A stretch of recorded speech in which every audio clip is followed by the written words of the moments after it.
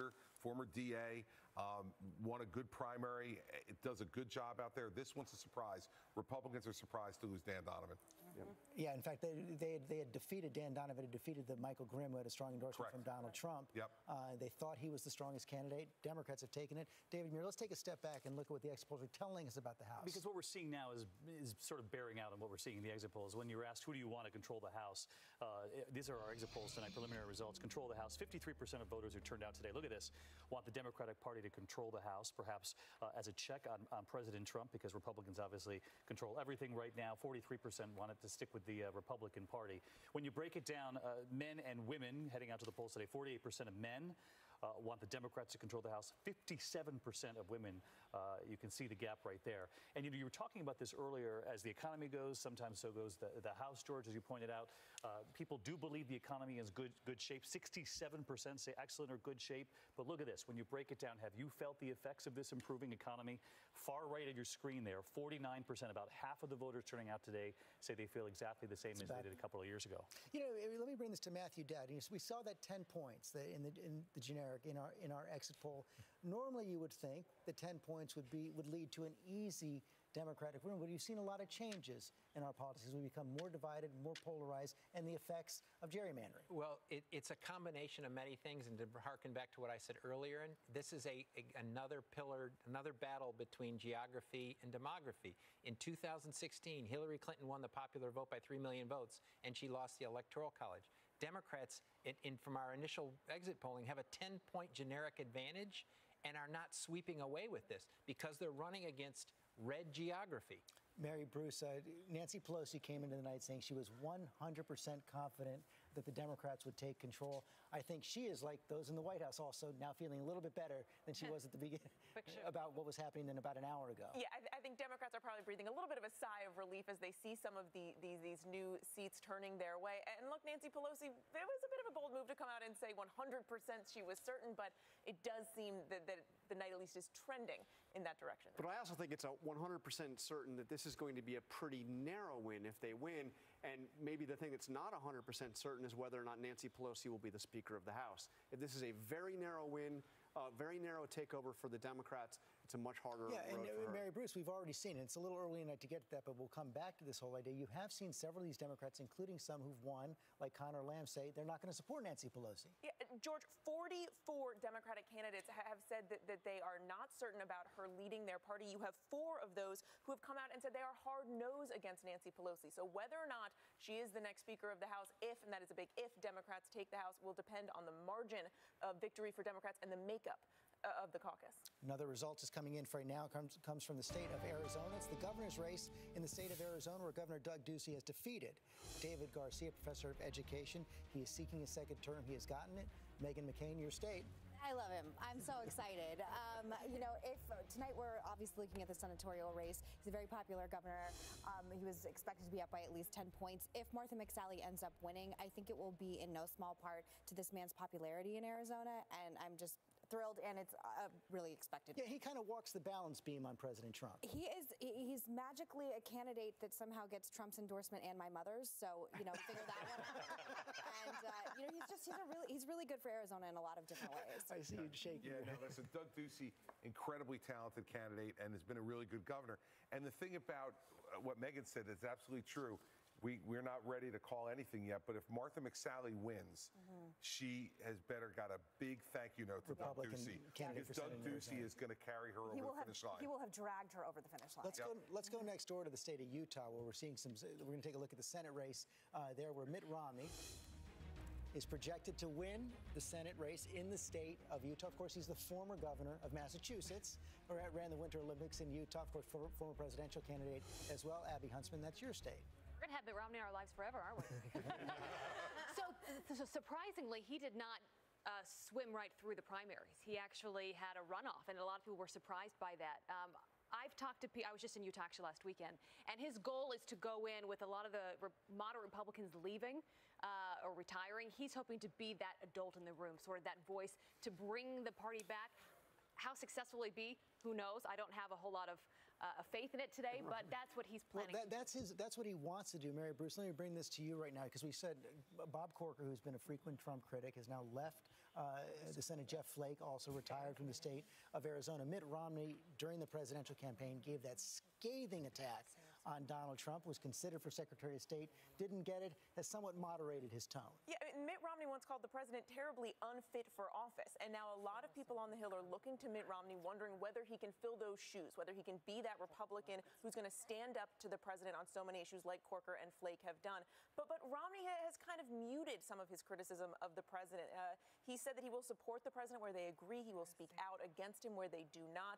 So it will be interesting to see how much of a counterweight he is to Trump. As you were talking, another result is coming in from the state of Pennsylvania. Pennsylvania 6, Chester County, Chrissy Houlihan will win in the state of Pennsylvania, defeated Greg McCauley. You see it right there. So another pickup there for the Democrats as they move on towards the 23 they will need to take control. They have 11 right now. Let's go back to Eva Pilgrim, just outside of Philadelphia in Swarthmore, Pennsylvania. Democrats encouraged as more of these numbers come in. They are definitely encouraged, and you can hear here in this room, they keep cheering every time the one of the Democrats is announced. Right now on the stage, Mary Gay Scanlon is giving her a speech talking about this hard-fought battle. This was, her race at least, was one that we were predicting the Democrats would win. And the Democrats should pick up some of the seats here in Pennsylvania because of that redistricting. The really interesting thing that we're seeing play out here in Pennsylvania, there's the number of women. There were no congresswomen representing the state of Pennsylvania prior to this. And there's the potential for 4 women to go to Congress from the state of Pennsylvania. And that will be really interesting to watch as it plays out. How many seats will the Democrats be able to pick up here in Pennsylvania? That is the question. But chipping away at that 23 total that they need, George. Okay, Eva Pilgrim, thanks very much. Cokie Roberts are saying, actually, before I call on you, we do have another projection. It's from the state of Texas. And in the Senate race in the state of Texas, where we say now that Ted Cruz will win. He has defeated Congressman Beto O'Rourke in the state of Texas. He's the projected winner right now. Matthew Dowd, your state, Ted Cruz in a red state. It's a close win, but it's a win. Yeah, it's a win. And, you know, as we talked earlier in the evening, Beto lit the fire of a lot of people, but this is still a very red state. It's moving, the growth of the Latino population, it's moving, and Beto made a game run. It probably will lose in single digits when the end of the night is in, which is the first time a Democrat has got that close in 25 years. But it's still a red state. What happens if someone like Beto O'Rourke, who, as you say, lit the party on fire, raised so much money, raised a lot of hopes, doesn't get there, doesn't have a congressional seat anymore? Where does he go? He says he's going back to El Paso and play with his kids and go back to his life. That's what he says. So, I mean, he's a guy that's been authentic in all of this. I think he's going to take a lot of time off. He's been traveling for 2 years straight, going to all 254 counties. He probably needs a nap or at least a week of rest. That's a start on this. But he made a game run for it in a red state. David Muir, what are you seeing in Texas? Well, you're looking at the breakdown of the voters. You know, these are some interesting numbers coming in. Even if Beto O'Rourke lost, he probably can be pretty proud of some of the voters he did get to come out to the polls. They set some records here for a midterm. 24% of the voters in Texas were Hispanic or Latino, 59% white. The issues in Texas driving this race, 38% said health care. That's not as far ahead as we've seen in some of the other states. 32% said immigration. That was, as you know, a big issue for Ted Cruz, pointing to the border wall, saying we must support this president. Beto O'Rourke saying we need more sensible immigration reform. 20%, 21% there say the economy. And when you break this down, was Donald Trump a factor in your vote in Texas? Take a look at this. 22% said they supported, 28% said they opposed, but nearly half of the voters in Texas say Donald Trump was not a factor. Ted Cruz pulling it out. Ted Cruz pulls it out in Texas.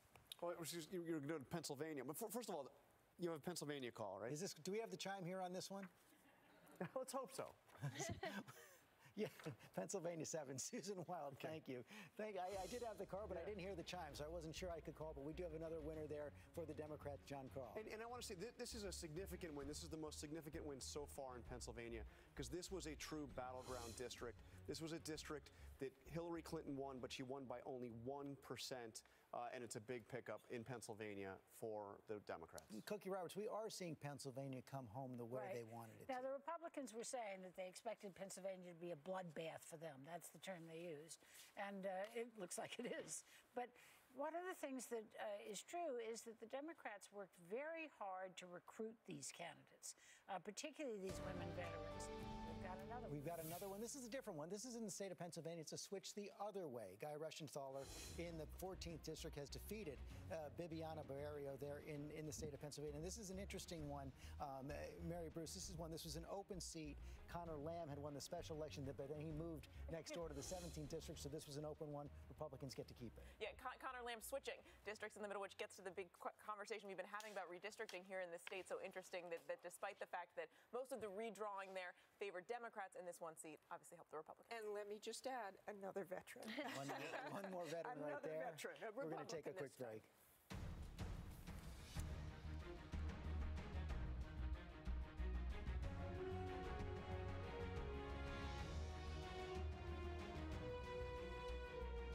ABC News Live. We're upstairs in the Skybox. I'm Dan Harris alongside my friend ABC's Devin Dwyer. You've been watching this midterm race and the White House closely for quite some time now.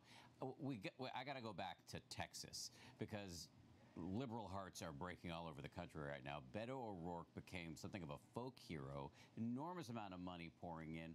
What about him lit the left on fire? Yeah, we were just down in Texas a few weeks ago in Houston, and I'm telling you, I've never seen this much energy behind a Democrat since the early days of Barack Obama.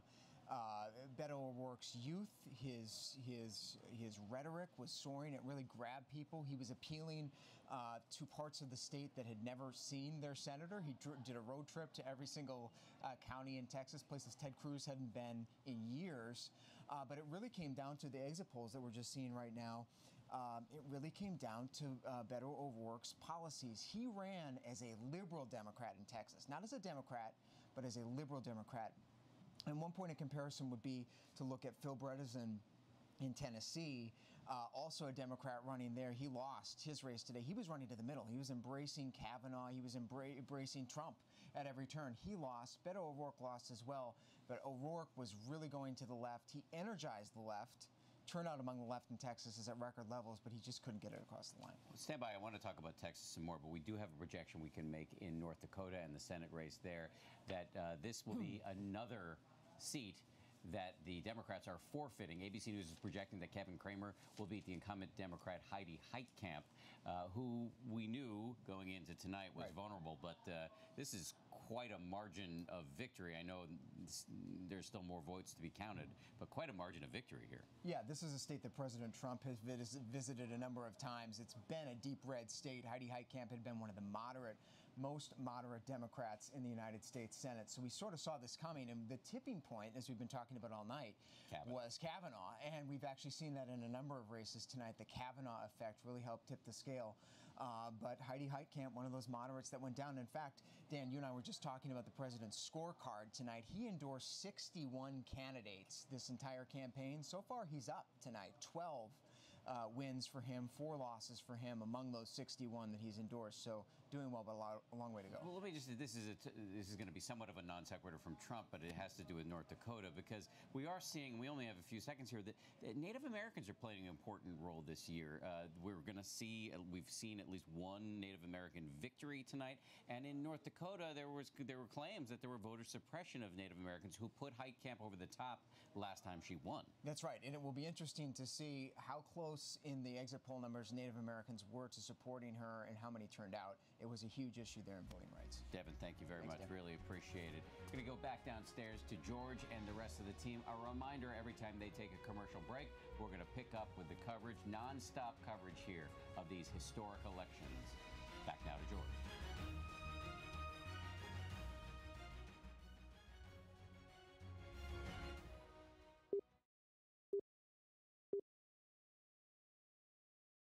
This is an ABC News election update. Now reporting, George Stephanopoulos. And what we're reporting right now is that Republicans will keep the Senate. ABC News can project that Republicans will keep control of the Senate. Just been decided on the heels of another win in the state of North Dakota, where incumbent Democrat Senator Heidi Heitkamp has been defeated by Congressman Kevin Cramer, third-term congressman. President Trump worked hard to get him into the race. Heidi Heitkamp came from behind 6 years ago, could not do it this year. John Krall. This was, another one of those votes where Kavanaugh loomed so large. She voted against Kavanaugh for the Supreme Court. The president hammered her over and over again with it. And when she made that vote, she said that she essentially said that she knew that she was sealing her political fate. Is that what we saw? Oh, absolutely. And you could see it in Heidi Heitkamp's face when she made that decision in her interviews right afterward. But take a look. The exit poll shows us very clearly Heidi Heitkamp's vote against Kavanaugh. 8% said it was the most important factor, but more telling is that second number right there. 34% say it was an important factor in their vote. Look at this. When you take a look at when did North Dakotans decide who they were going to vote for, it wasn't the last few days, wasn't even last week. They'd made this decision sometime before. But remember what Heidi Heitkamp said. She said, do I want to continue to do work? Absolutely. But do I want to sacrifice my conscience? Do I want to sacrifice the Supreme Court? She said no. She took a stand on Kavanaugh. She voted for Neil Gorsuch. She said yes. But to Brett Kavanaugh, she said no. And you knew almost immediately that she knew what this would mean for her. And this is something that we were really all watching heading into tonight, because President Trump again had said that this is an election about the caravan and about Kavanaugh. And he turned what really could have been a political liability into something that he went on the offense over. He turned this into a discussion about accused men in this country who say that they deserved due process. All of this in the era of Me Too, George. Some of our viewers are going to go back to their local news right now, but our coverage continues.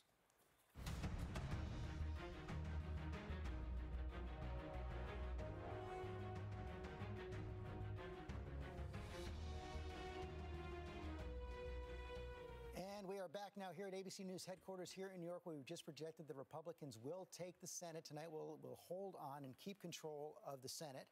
We also have another result in from the state of Texas in the House right now, where the Democrat, Colin Allred, has defeated, there you see it right there, has defeated Congressman Pete Sessions, the Democrats. This was a toss-up race in the state of Texas. Cecilia Vega, a big one for the Democrats. It is, George, and it's one of these races that the Democrats were hoping could give them a leg up. If Texas is going to change, it would start with a district like this. Former NFL linebacker. Let's talk a little bit more about the Senate right now as well, though. Chris Christie, I want to bring you back in here. What we're actually seeing is a vindication in the Senate of the president's strategy on two fronts: where he campaigned, who he got to run. Yeah, no, listen, absolutely, George. And I think, it was a good map for us, and the president played to the good map. And so whether you look at Indiana, whether you look at North Dakota, the places that we're picking up, and we haven't seen yet what's going to happen in Arizona, what's going to happen in Nevada, what's going to happen in Missouri. This could be a 3 or 4 seat plus night for the president, which is huge for him in terms of continuing judicial nominations and having some leeway to play with there. And he's going to be replacing cabinet members, and he's going to need those folks confirmed too. All of those things, adding these people are going to help. With more of a Senate majority, what it could be doing, Chair Moran, is hardening partisan divides in the country. Well, sure. Well, obviously between the Senate and the House and out in the country. And that's what Donald Trump wants, obviously. That's what he set out to do.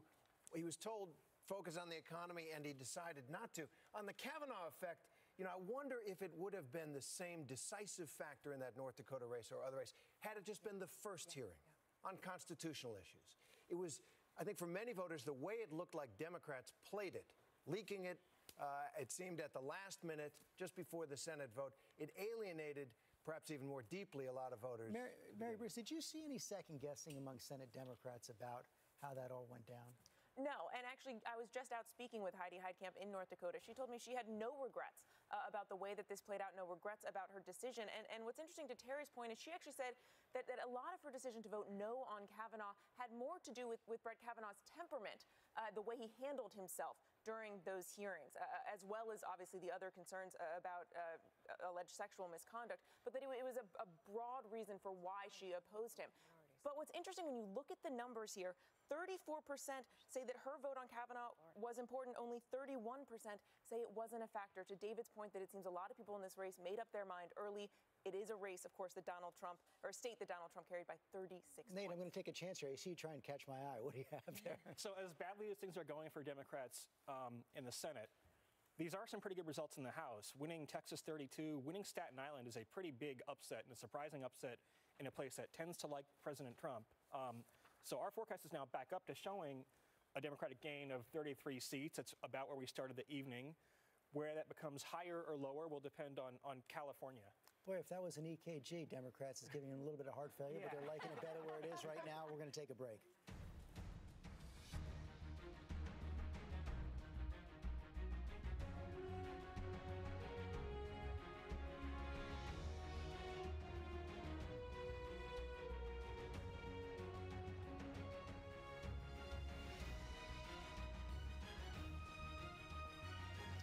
Dan Harris upstairs in the skybox as George and the team throw to a commercial break on the broadcast network. We here will not stop giving you information and analysis as we continue through these historic midterm elections. Normally, midterms are sleepy affairs, or I should say at least often they're sleepy affairs, but this year the level of engagement incredibly high, diverse group of candidates running. I'm going to step out of the skybox and out onto the catwalk out here because we're going to talk to ABC's Terry Moran, who has kindly walked up the stairs for us. Hey, Terry. Dan. Giving you some cardio for the evening. It feels stairs. good. Yeah, It feels good. You're looking spry. We just heard Chris Christie, the former governor of New Jersey, talk a little bit about what this increased margin in the Senate is going to mean for the second two years of the first term of the Trump presidency.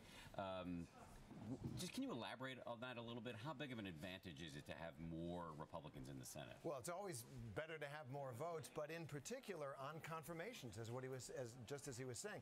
You know, one of the reasons Donald Trump won was the courts. A lot of people might not have liked him that much, but they couldn't see the courts taken over by Hillary Clinton, especially the Supreme Court. He's already delivered on that. He might even get more seats on the Supreme Court in the next couple of years, or 6, depending on how many, if he gets reelected, and on his cabinet as well. But then beyond that, this is a Trump Senate now. So on the budget, on health care, on all kinds of issues, immigration, which is the main issue of this election for Republicans, that strengthens his hand. Some of those senators, Corker and Flake, who were very reluctant to go along with the super Trumpian policies on immigration, who are both gone. Retired, yes. And although Corker has been replaced by somebody who's right in his corner. So it strengthens his hand on policy as well. Does it vindicate Trump's closing argument? He took a lot of criticism for, instead of pumping the economy, where he's got good reason to do some bragging, he really hit hard on the caravan and Kavanaugh. Is this in the Senate margin? Does that give him a reason for saying, hey, look, I knew what I was doing? 100%, at least as far as those states are concerned. We may be seeing that it's much more based on what happened in each state. Pennsylvania went the other way, right? New Jersey went the other way, at least in those House seats. But in those states where Trump went and put that immigration issue on the table, and not only the immigration issue, the broader story that he's telling, which is us versus them. They're coming to invade us. We've got a great and precious country, and we have to defend it, which some people heard racist overtones in or xenophobic overtones in. That made sense to a lot of voters in places like Tennessee and elsewhere. And it's a complete vindication. This is a Trump party. The old Republican Party is gone. This is his party. ABC's Terry Moran, thank you very much for dropping some knowledge on us. We appreciate it. We'll continue with your cardio workout. They want you downstairs, apparently, when George comes back from break. Really appreciate it. Thank you. ABC's Paula Ferris, my longtime friend and former co-host on Weekend Edition of Good Morning America, is standing by in Texas. We've been talking about this race all night for good reason. Beto O'Rourke, the Democrat, made a hard run at the Republican incumbent Ted Cruz. Paula, give us a sense of how people are taking this news where you are. Well, right now we're in the stadium and it is quiet. I don't know if they actually have the news because I believe ABC might be one of the only networks projecting this right now, Dan. But Democrats still feel that Texas is ripe for the picking. If you look at the demographics and the dynamics, they're changing. So I walk in at the end or walk in now? Every 10 Texan. Can you still hear me, Dan? Yes, I hear you. Sorry, I was talking to you simultaneously as I was talking to our control room. It's live television, Paula. You know how it is. I got it, but I cannot even hear you right now. But there's no denying that the dynamics are changing here in the state. 4 in 10 Texans are Hispanic. Every other baby born is Hispanic. The cities, the big cities are blue. This is getting younger and more diverse. And you can't deny that something was happening with early voting and the registered voters. But you just have to wonder, was Beto O'Rourke too progressive? I mean, you could go to his rally, Dan, and there was virtually no mention of the economy. He would talk about health care. He would talk about unity. He would talk about dreamers. And just today, he said this morning that the borders are not a threat. So I think at the end of the day, he has to wonder if that campaign and that platform was a little too progressive. Maybe he's got his eye on something bigger. Why else would you run such a progressive campaign in such a conservative state? I did ask him about the presidency when I sat down with him, and I said, is there any scenario where you run for president in 2020 or beyond? He said, no, punto, period. He says it's not happening. But I asked Ted Cruz, and he says he would be surprised if Beto didn't run for president one day. Dan? Paula, you spent a lot of time in Texas covering this race, and you had a chance to talk to Ted Cruz. What did he say when you asked him about the fact that Donald Trump, as a candidate, called Cruz's wife unattractive and accused his dad of being part of the assassination of JFK? And now, instead of calling Cruz Lion Ted, he calls him Beautiful Ted, and maybe helped put him over the top by stumping for him at the end. And Ted Cruz, was out there giving him a half hug.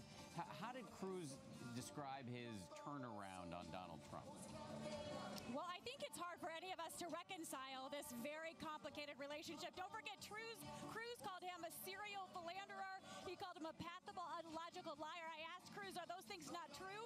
He said he didn't want to visit the past. He didn't want to revisit the past. I said, so what happened? Is he friend? Is he foe? He says he's the president. He said after the election, and he did vote for Trump, he said, I've got to put my personal feelings aside, and I've got to do what's best for the country. They're not friends. They're not foes. I guess they're business partners, Dan. That's the best way I can describe it. ABC's Paula Ferris on the ground at what Beto O'Rourke's fans and voters were hoping would be a victory party, but according to ABC News projections, will not be a victory party. Paula Ferris, thank you very much to you. Before we hand it back to George, we have a projection we can make out of the state of Kansas, and that is that the Democrat there, Ms. Kelly, has beat the Chris Kobach, the Secretary of State there, who's been quite controversial in terms of allegations of voter fraud in this country. So this is a race that will get a lot of people talking. A switch for the Democrats on the level of the governors. This is ABC News' Dan Harris. I'm up on the skybox here. We'll be coming back next time George takes a break. Back now, though, to George.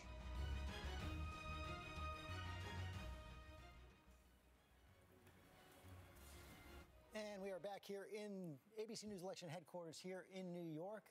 10:30 here in the East. We have a result. First, we're going to show you the House and the Senate right there. So far in the House, the Democrats have picked up 13 seats on the way. They need 23 to take control. Republicans have extended their gains in the Senate. They have now picked up 2 seats in the Senate. And we have a result in now from the state of Kansas, the governor's race in the state of Kansas with a Democrat. State Senator Laura Kelly has defeated Chris Kobach, the Secretary of State there in the state of Kansas. Kansas is going to have a Democratic governor. Defeat there, John Carl, for President Trump. A big defeat. And keep in mind, this is a state that Trump won by 21 points. But he endorsed Chris Kobach in the Republican primary, somebody who was simply radioactive for a lot of voters, even in conservative Kansas. Radioactive because of his hardline views on immigration and his hardline views on voter fraud. And now he has lost. And you're hearing that chime because we have another switch in the House. This one comes from the state of Michigan, the 11th District in Michigan. Haley Stevens has defeated Lena Epstein, the Republican Lena Epstein, another woman there for the Democrats, winning in the state of Michigan. This one was expected to go to the Democrats. They brought it home, Cecilia Vega. Yeah, 2 women, actually, female newcomers to this race there, George. And it really was billed as a Trump versus Obama race because Lena Epstein had chaired Trump's 2016 campaign in Michigan. And Democrats were really watching this to see that if she won this would be a big validation for his agenda. I'm sure they are celebrating over this one tonight. Healthcare was a very big issue in this race. Democrats feeling better about the House right now. Let's take another look at the state of Virginia, where the Democrats also hoping still to pick up some more seats there. Look at the Virginia 7th right there, where Abigail Spanberger, a former CIA officer, is up against Congressman Dave Brat, seeking a 3rd term. Martha Raddatt's national security experience here. This was one where Republicans had hoped still that Dave Brat can hold on. They certainly have been hoping that, but Abigail Spanberger, former CIA officer, there was a little blowback on that because some of her records about being a CIA officer were released inadvertently by the post office, telling about some of the things she had done in the past. Trump won this district by 6 points. In 2014, Dave Brat upset the House Majority Leader. Let's remember that, Eric Cantor, in a primary by taking a hard line on immigration, and he is a member of the Freedom Caucus. And yeah, Mary Bruce, this is a real switch there in the House. Dave Brat, one of the hardest of hardliners in the House Republican caucus. Yeah, and he is not afraid to speak out. He is one of the most vocal members of that far-right caucus. To lose that voice will be interesting to see what that means then for the makeup of that particular group, that far-right Freedom Caucus in the House. It has not happened yet. Nate, what are we seeing on your forecast right now for the House? So we have Democrats back up to a gain of about 32 or 33 seats. It really has come full circle in a lot of ways. Wow. You're seeing them win, again, some of these tougher races right now. New York State, there are a lot of races out. Remember, polls here close at 9 p.m., so we're just starting to see more returns reported. That could give Democrats some upside, potentially, New York and California. Upside for the Democrats there. Let's take another look at the state of Florida right now, where you have those close races there for Senate and governor in the state of Florida. Let's take a look at what we're seeing coming in now. There it is, Bill Nelson. Now, Rick Scott opening up a little bit more of a lead there in the state of Florida. Tom Llamas, what are we seeing on where the vote's coming in? Yeah, you're right. The race is opening up slightly. And I'm just checking out a couple of the counties that we have over here. Let's go up to the map. So we talked about Broward County, 99% reporting. Nelson at 69%, Scott at 31%. Like we said, he outperformed Hillary Clinton here. Down in Miami-Dade, we go a little further south to Miami-Dade, 98% reporting in. Nelson's at 60%. Scott at 39. Scott's still doing better than President Trump did in South Florida, but this race is really, really close, and that's why it has not been called.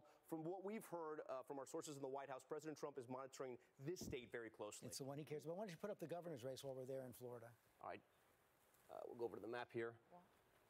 And what we had said earlier was that Gillum wasn't tracking with Nelson. He actually was doing slightly worse than, and it is a similar story here. It's gotten a little bit closer, but not as close as they'd want it to be. Gillum's still under by, close to 70,000 votes there, 80,000 votes.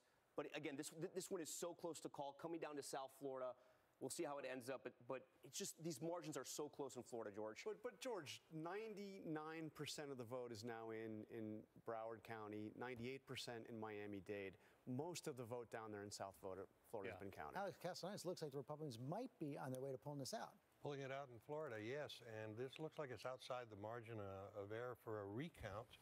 So, and of course, one thing here we've seen is that both Gillum and Nelson were way up in the polls. We've seen polls giving them 5, 6, 7% leads. But look how close it is tonight. And remember 2016 when we were sitting here and all of a sudden in Florida, we first met the shy Trump voter, the voter that the surveys didn't pick up because they saw, hey, how uncool it was to be for a Republican and Donald Trump. Well, they may be more embarrassed in 2018 than they were in 2016 because these surveys have tightened up.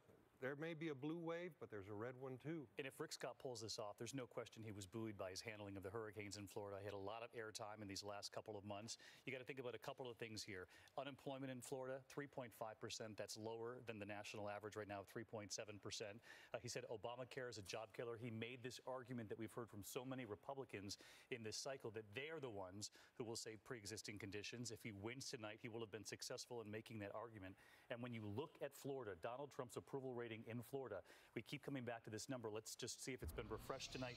51% of the voters are turned out in Florida. Remember, he won this by just 1%, about 100,000 votes over Hillary Clinton, but more than half of the voters in Florida like what they're seeing from Donald Trump.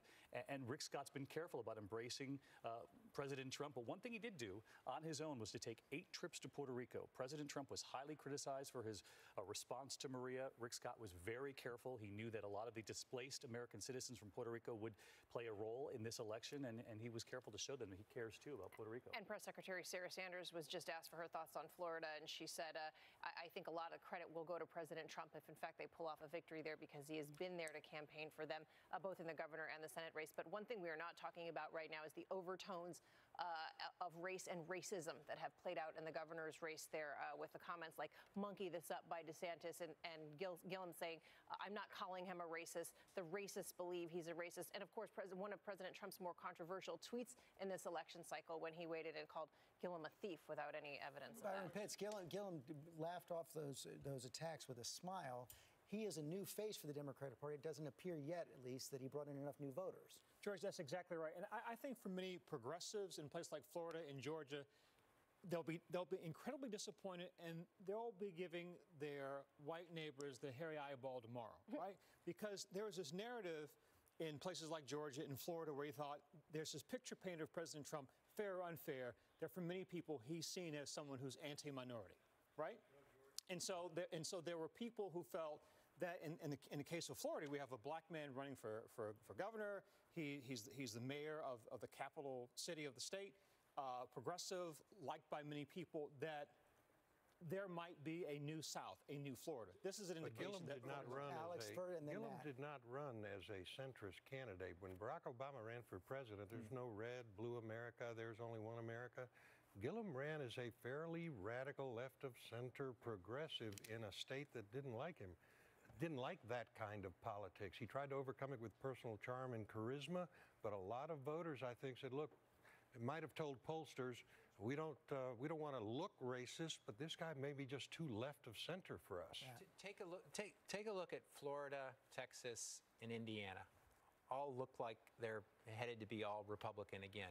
We always talk about Miami or Indianapolis or Austin or Dallas or Houston or El Paso.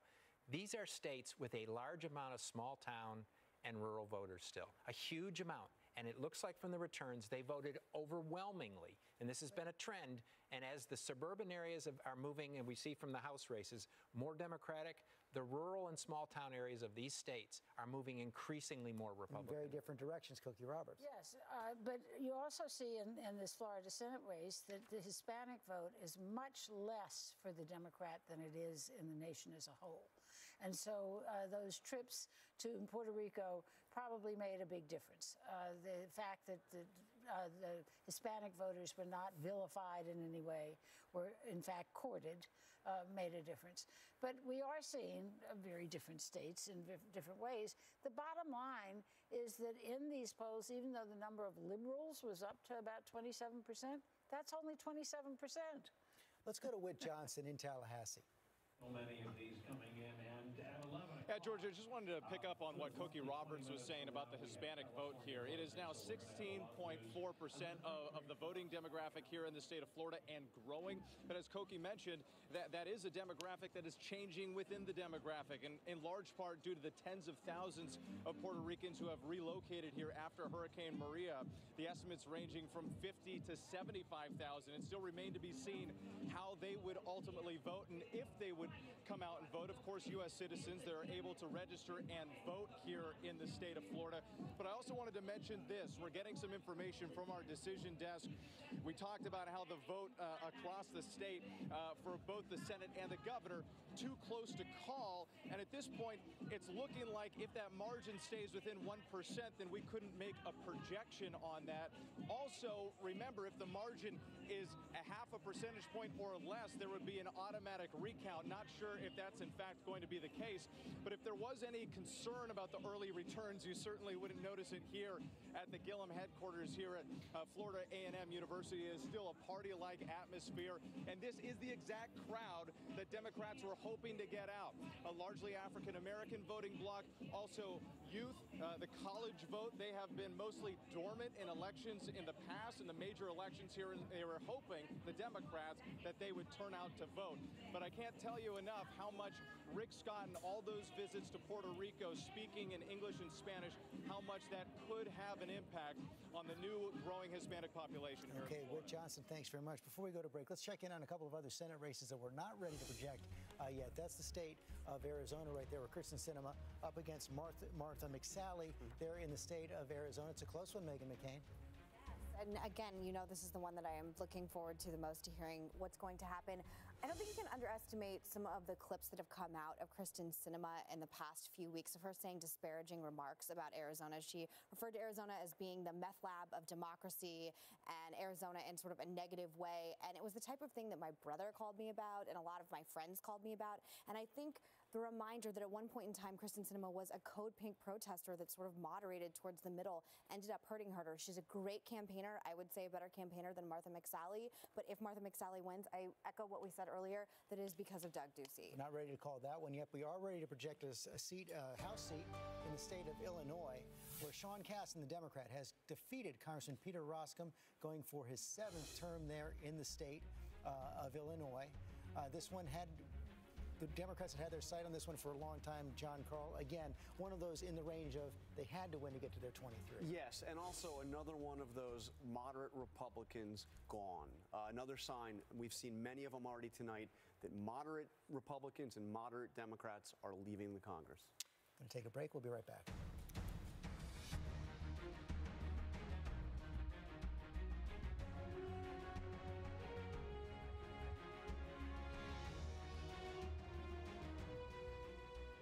You're watching ABC News Live. I'm Dan Harris up in the Skybox, our perch overlooking the main set here at ABC News headquarters in New York. Let's take a look at some of the results that are coming in as this evening progresses. And we start with a look at where we are in the House. We were just talking about this on the main broadcast. The Democrats have picked up 14 seats. The magic number tonight, 23. If they get to that number, they can regain control of the House of Representatives, but that has not yet happened. Also at this hour, we're looking at the battle for the Senate, and thus far, ABC News is projecting, not thus far, full stop, ABC News is projecting the Republicans will retain control of the Senate. In Florida, there's a big governor's race we've been watching.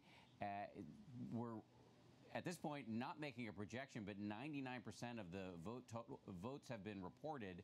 And Andrew Gillum, the Democrat, who had been leading the polls going into this race, at this point trailing the Republican Ron DeSantis. This has been a very closely watched, racially charged race. And at this point, the Democratic mayor of Tallahassee running behind. Also in Florida, we're seeing Rick Scott, the sitting governor, is running for a Senate seat there, pulling a bit of a wider lead over the incumbent Democrat Bill Nelson.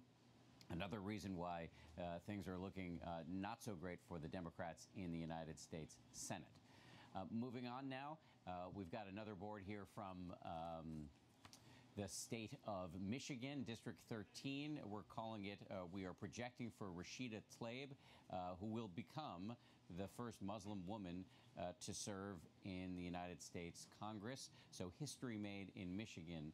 Speaking of history, we are seeing record engagement, record money pouring in, and record turnout for this midterm in 2018. Hanging over it all, of course, the president, Donald J. Trump, a polarizing figure. So let's get it over to Kenneth Moton, ABC's Kenneth Moton, who's been following what's happening on social media. Kenneth, what are you seeing and hearing? Reaction, Dan, to some of those races we've been projecting here throughout this evening here. And let's get right to the board. You've got Michael, who says, Cruz, Ted Cruz wins. A lot of exclamation points there. Mr. Beto put up a good fight. Big props to his vigor, enthusiasm. Best wishes to Mr. O'Rourke. So some bipartisan, some congratulatory remarks there and tweets that we're getting for the race that Beto run. But obviously for Ted Cruz, a big night for him. So you've got Josh here saying, hashtag Beto, luck next time. Better luck next time. A little play on words there. Moving on, you've got Yadira who says, I'm sorry we failed you, Beto O'Rourke. So a lot of people there who were part of that high voter turnout in Texas, a red state that was hoping to flip to blue in that Senate race there. But Daisy saying, maybe Beto O'Rourke 2020. So some people and fans and supporters of Beto already moving forward. Before I get back to you, Dan, I want to show you here that Heidi Heitkamp also getting a lot of love for her Kavanaugh vote, voting against him, but people really supporting her there, saying that she fought a good fight there in North Dakota. Kenneth Moton, thank you very much, watching social media for us tonight. As we've said throughout the evening, when our friends downstairs on the main broadcast go to break, we'll pick it up and give you more information and analysis. For now, I'm Dan Harris up in the Skybox. Downstairs to George. Back here at ABC News Election Headquarters here in New York. That's a look at what's happening in the House tonight in these midterm elections. So far, a lot of votes yet to come in. Democrats have picked up 14 seats. They need 23 to take control. Different story in the Senate tonight. Republicans have added to their majority so far, picking up 2 seats, the seats in Indiana and North Dakota. Also want to take a look at another red state right now where a Democrat is fighting for her life, Claire McCaskill in the state of Missouri. We're not ready to project that yet, but what you see there, Josh Hawley is now leading over Claire McCaskill as she was seeking to hold on to her seat in a very, very tough state for Democrats. John Carl, she's come from behind before. This one's tough. This one's really tough. This is a state that President Trump, then Donald Trump, won by 19 points. He's been there 5 times. He was there yesterday. He's campaigned hard. And she has a much stronger opponent. She had a deeply, deeply flawed opponent, you remember, 6 years ago. Much stronger opponent now. We're going to come back to Missouri, but we have a call in the state of Ohio, governor's race in the state of Ohio right now, where the Republican, Mike DeWine, has defeated Richard Cordray, a veteran of the Obama administration, the Consumer Financial Protection Bureau. Mike DeWine, Attorney General of the state of Ohio, has won. He's replacing Governor John Kasich, who's term limited, a critic of President Trump. Mike DeWine, an ally of President Trump. Big win there, Chris Christie, for the Republicans. It's a huge win tonight, George. That race was really in doubt. I know folks at the Republican Governors Association were really concerned up to this weekend about which way that was going to go. And as we talk about 2020, having Mike DeWine as the governor is a much better option for Donald Trump than Richard Cordray. And so Mike DeWine, big win for him and big win for the president. And Ohio, Matthew Dad, always such a key in presidential elections. Yeah, for years and years it was, but as we saw in this last election, a very close election, Donald Trump won it by 10 points. So it's beginning to move away from the swing status. And as we see in a year where Democrats did very well nationally, they weren't able to pick up the governor's race in Ohio. Yet, Anna Cox, one of the things we saw is that in the Senate and the House, in the governor's race in the state of Ohio, going in very, very a lot of split directions. ticket voters. Yeah, and I also think that we're seeing sort of a sequel to 2016 in some ways here, where you have the Democrats kind of running up their vote totals in the urban areas and in cities, and then, you know, the Republicans just doing the same in rural areas. And we're seeing this divide between urban and rural America, this demographic problem. But also, I feel like I need to point out, a majority of Americans live in these places that are blue. And we're seeing kind of a restless blue majority and a very vocal red minority that happens to have a megaphone present in the White House. And looks like we're heading to a split right now. Candidates matter, George. Candidates matter. And, you know, the candidate against Senator Sherrod Brown, not nearly as good a candidate as Mike DeWine. Candidates still matter in these races above demographics and everything else. Not a good candidate, you're not going to win. Claire McCaskill in Missouri, I want to get back to that right now, has been a good candidate, but this one may be too tough for her. We're going to go back to Deborah Roberts in Missouri right now. What are you seeing? What are you hearing? Mike. Well, we're not hearing Deborah Roberts, which is too bad right there. Tom, why don't you go up to the board and show where the vote's coming in right now? Yeah, we were talking about those two Americas, the divide. Look at Missouri. This is what Claire McCaskill's up against right here. Look at all this red, George. It's going to be very, very hard. One of the reasons why we haven't called this race just yet is because a lot of the vote in both St. Louis County and the city of St. Louis right next door has not come in. Claire McCaskill, Senator McCaskill is doing very well there. But if we go just further south to the suburbs of St. Louis, Jefferson, this is a county that went for Obama and then flipped to Trump. Hawley's up there. We go to the exurbs of St. Louis, same thing, a county that went for Obama, then flipped to Trump, Washington County. Hawley's back up there. It's going to be very tough for Claire McCaskill. When you look at this sea of red in a state like Missouri, it's an uphill battle. And George, so much of this race is going to come down to the issue of health care. What we saw play out in this race gets at the issue that Republicans were trying to walk this fine line here. Claire McCaskill trying desperately to keep this race focused on that issue. She knows that healthcare is the top issue for voters in America, especially in that state. But her opponent, Josh Hawley, trying to walk this fine line. On one hand, saying that he wants to repeal Obamacare. As the state attorney general, he signed on to this lawsuit that would gut protections for pre-existing conditions. But at the same time, he's saying he wants to keep those protections separate and apart from Obamacare. It gets at this bigger issue that we've seen playing out in races across the country and really raises some concerns for Republicans. How are they going to walk that fine line? What are they going to do? Because ultimately, they don't actually have a plan. Well, John Carl, that's going to get to the question for Congress coming back. You know, that lawsuit is going to proceed. If it strikes down Obamacare, Congress is going to have one big issue on their plate. Absolutely, and the Republicans absolutely own that. And this is, I want to come back to this theme of the moderates, especially in the Senate.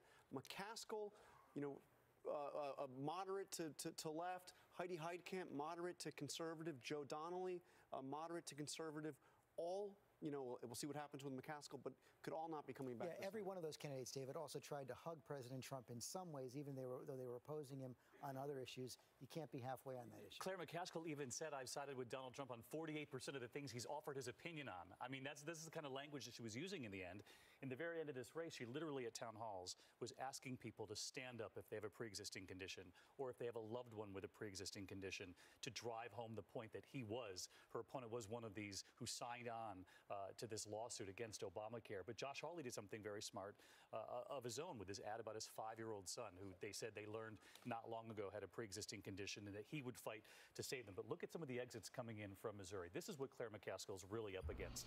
President Trump's job performance, half of the state very happy with what they're seeing so far.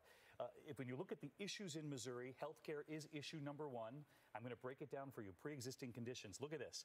They even believe in that state that the Democratic Party would do a better job with pre-existing conditions, but this is a state where Trump won by 18 points. That's what Claire McCaskill's up against. And one last thing I want to show you. When it comes to the Brett Kavanaugh vote, she voted against Brett Kavanaugh. 40% said it was an important factor. But again, George, this is a red state where a Democratic senator is trying to hold on, paying a price for the Kavanaugh vote, because when you broaden out, look at the national perspective, only 43% of voters who turned out today support Brett Kavanaugh, 48% oppose. It's really in these red states. And immigration also became an issue for her towards the end because she ended up hugging Donald Trump on that, essentially endorsing his policies on the border, saying, I don't want... and he basically ended up saying, oh, I hear the chime. I'm going to stop. He told him, stop, chime. And you're hearing it because we have a call in the state of New York where the Democrat, Anthony Brindisi, New York 22, has defeated the Republican Claudia Tenney. She was seeking a second term, another important pickup for the Democrats, John Carl, in the state of New York. Yeah, and this is in deep red territory, even though it's New York. This is a district that Donald Trump won by 15 points, George. This is like Staten Island, another sign that that Democrats are winning in a district that Donald Trump dominated. What the Democrats did to the theme of candidates matter is they nominated a moderate. Anthony Brindisi is somebody who had an A rating from the NRA. Now, as this got tight, they switched him to an F in the end. But this was somebody who was very much a blue dog Democrat. And we have another switch coming in from the state of Florida, the House in Florida. Debbie Mercosur-Powell in Florida 26 has defeated Congressman Carlos Curbelo, who is seeking a third term there in Florida. This was a pure toss-up, Cecilia Vega. Yeah, it certainly was. And Curbelo, of course, weighed in on President Trump after he threatened to end the policy on birthright citizenship. So this has been an interesting race to watch. And we are now seeing Democrats sweep every single district that went for Clinton. Got to stop now. We're going to pause so the rest of the nation can join us.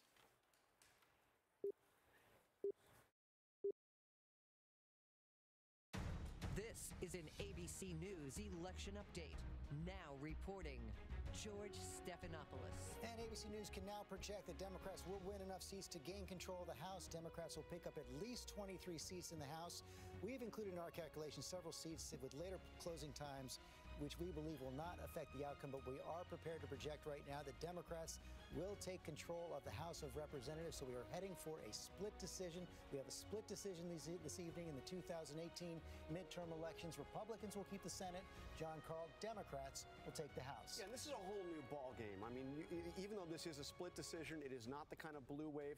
The Democrats will now control every committee in the House of Representatives. So those committee chairs that were defending the president, that were going after his allies, will suddenly be investigating him and be investigating his administration, possibly even his business dealings. But because this is a split decision, I think there's a real danger of Democrats overplaying their hand, because we have seen Republicans do very well in the Senate races. They will have a bigger majority in all likelihood in the Senate and do better than expected in the governor's races. The country was divided in this election, and the Congress will be divided Mary to reflect Bruce, that. You cover the House every day. The Democrats will take the chairmanship of important committees, Oversight Committee, Intelligence Committee, perhaps the most important of all, the Judiciary Committee. They are going to investigate everything, essentially. They are not afraid to go and check this administration. Many Democrats that I've talked with feel that this administration has been allowed to operate unchecked by the current chairmen, the current Republican chairmen. That will now come to a screeching halt. They are going to investigate everything from the president's tax returns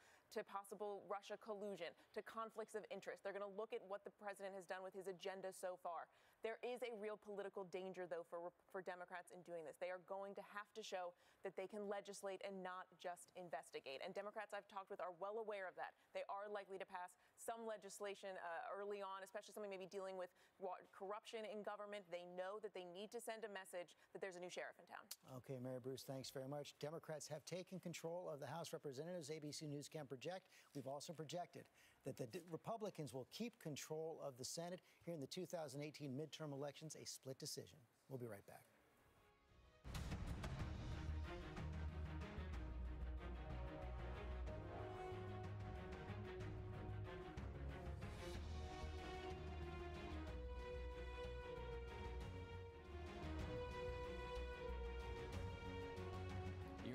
ABC News Live as George and the rest of the team take a break. We're up here in the Skybox continuing our coverage on ABC News Live. I'm Dan Harris. Let's step outside of the Skybox and talk to Tara Setmeyer for a second. Tara is one of our ABC News contributors, and she's also a former Republican staffer in Congress. Let's talk about the big breaking news. So the Democrats are going to take control of the House. This is clearly a big victory for the Democrats. However, is there a risk that they would overplay their hands and overly investigate this president or push for impeachment in a way that would alienate voters? Well, I think that was the concern of the Democratic leadership initially. That's why they didn't want Democrats running on impeachment and running on, taking President Trump out. They wanted to run on health care and the economy, taxes, issues that matter to everyday people. However, I was in Congress as a staffer when the Republicans lost the House in 2006, and then when we got it back in 2010. And it's difficult to rein it in once you have the power of subpoenas. You have to understand that when you take over the Congress, the chairman of these committees have the ability to subpoena whatever information they want. That's the oversight function of Congress.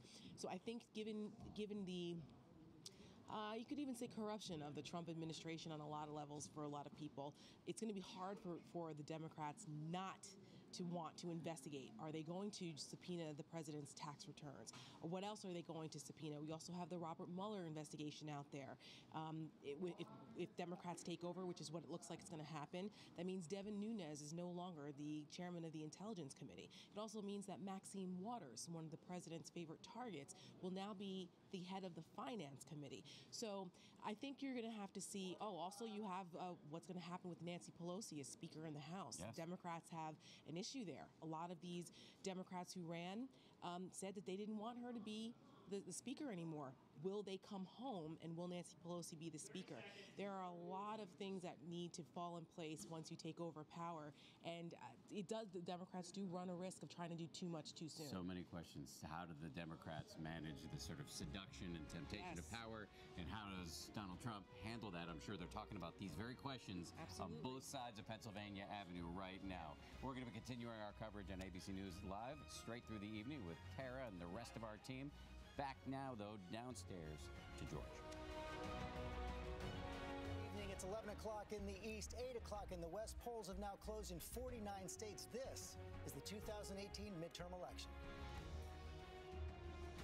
Live from New York City and across the country, this is ABC News Election Night 2018.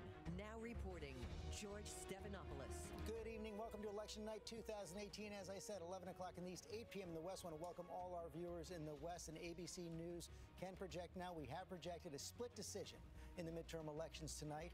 Democrats will take control of the House of Representatives tonight, projected to get more than the 23 seats they need. So far, 16. They're on their way to getting the majority, but Republicans will hold control of the Senate, have already picked up 2 seats, many seats left to play, and we've just gotten results in now from the state of Florida, big governor's race in the state of Florida, where the Democratic candidate Andrew Gillum has just conceded to Ron DeSantis, the Republican candidate. Andrew Gillum was on stage moments ago. We recognize that, we didn't win it tonight. We didn't win this transaction. But I want y'all to know that is just it, a transaction. That what we believe in still holds true today. I gotta tell you, as I stand here on the highest of 7 hills in Tallahassee, Florida, the campus that gave so much to me and to my wife, RJ. Many a days for those students who were around when we were here as students, we marched plenty of times from this Andrew very Gillum, set. 39 years old, Democratic the candidate in the state of Florida for governor, has conceded there to Ron DeSantis, strong ally of President Trump in the state of Florida. Ron DeSantis may have also had one of the most creative and criticized ads of the campaign, on the floor with his young son, playing with toy blocks, building Trump's wall. Said he would build Trump's wall. I mean, he was very, very supported by Donald Trump. He felt that, and he made it very clear that he would side with Donald Trump on all of the key issues that Donald Trump has put forward, in particular the wall, building the blocks early on with his son. And again, we go back to the Florida governor's race, and we look at what the exit polls are showing us tonight. This is a state that helped give Donald Trump the victory 2 years ago, 100,000 votes, and the people in Florida approve of what they're seeing from Donald Trump so far. The issues, when you break it down to the issues, 40% said healthcare was issue number one. We knew that Andrew Gillum talked about universal healthcare. He talked about fighting to save pre-existing conditions. It wasn't enough to allay those who made healthcare number one. They went with Ron DeSantis, obviously. You take a look at Ron DeSantis and his positions. 6% believe that he was too liberal, which is not really, doesn't really pertain to his. 34% said too conservative. 48%, though, said he was about right. But Andrew Gillum, the son of a school bus driver, construction worker, the fact that he would come this close with a progressive agenda in Florida says something about what the race he just ran. Another result coming in from the state of Arizona right now, where the Democrat Ann Kirkpatrick has defeated Republican Leah Marquez Peterson. Cecilia, this is the seat of Martha McSally, who's running for the Senate. Two women in this race, George. The Democrats were really trying to capitalize on this anti-Trump sentiment there. And really, this is being seen as a bellwether of national politics in this race.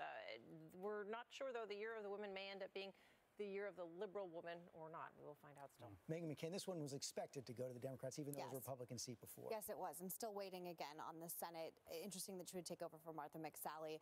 I really can't overemphasize how much these comments from Kristen Sinema ended up impacting the race. And I looked at some of them again. Stop your state from becoming Arizona.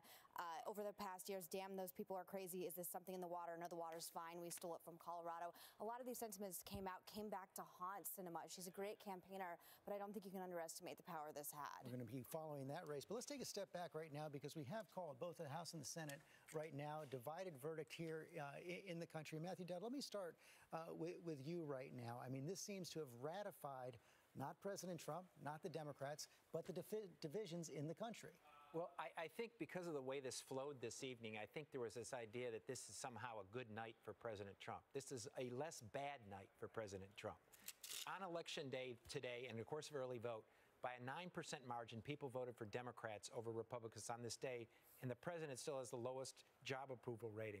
What he has is a wall in certain states that enabled him to govern. But losing the House, only 4 presidents have lost the House, one branch of the House, going into the thing, and it was Bill Clinton, Barack Obama in their first term, Barack Obama, Eisenhower, and Harry Truman. And so the president, I think, has to, in the course of this, he's got more, looks like he's going to have a larger margin in the Senate, but he's got a House to face that he's never had to face. And he's going to have to figure out what is his strategy in the course of that when he knows the country voted against him. Cecilia Vega, what are we hearing from the White House? Once again, I want to come to you in a second, but first, what are you hearing from your sources in the White House of how they're looking at this Well, right now? we know that they've been bracing for an onslaught of investigations to come, as John and Mary were both saying. There are reports that have been out there that John Kelly has already formed a working group to face this onslaught of investigations. You know, Donald Trump has said that he will handle it very well if, in fact, the Democrats take the House. But this has to have them nervous in some way. They will be backed into a corner. The Democrats have said they want to subpoena Don Jr. They want to hear from President Trump's family members. And Nancy Pelosi said her very first order of business will be going after his tax returns. And Chris Christie, you talk to the president often. You're an ally of the White House. How would you counsel them to read these results and to react to them? Well, first of all, if you react to what Matthew said, we had Obama, Clinton, Eisenhower, Truman, all who were reelected, okay? So if that's the result of this, then Donald Trump will be feeling just fine. I think, listen, the president is who he is. And I think everybody who keeps waiting for him to become something different because of an election result or something else is going to be waiting for a very long time. He is who he is. He will be who he is. And that will determine 2020 will be who do the Democrats put up to contrast with him? Because they put up a poor contrast 2 years ago, and that's why he won. What will they do this time? Wait till Wednesday morning when the Democrats start attacking Donald Trump and celebrating taking over the House. How do you think this president will react? He's going to react quickly. Always He's going to point to the Senate and say, look what we just picked up in the Senate. And George, I just want to show you this in the exit poll.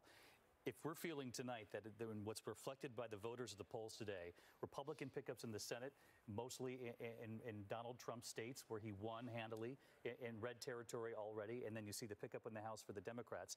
This question, are Americans becoming more united, more divided, about the same? And overwhelmingly voters, 77% say this country is becoming more divided. The question is who can bridge that? And then, of course, the Democrats have blamed the Republicans largely for this divide. So the Democrats will now have control of the message. They'll have control of the tone. And I think what everyone has said here, if they overplay their hand. I mean, remember in setting the message, setting the tone, going into 2020, remember Benghazi, remember the emails.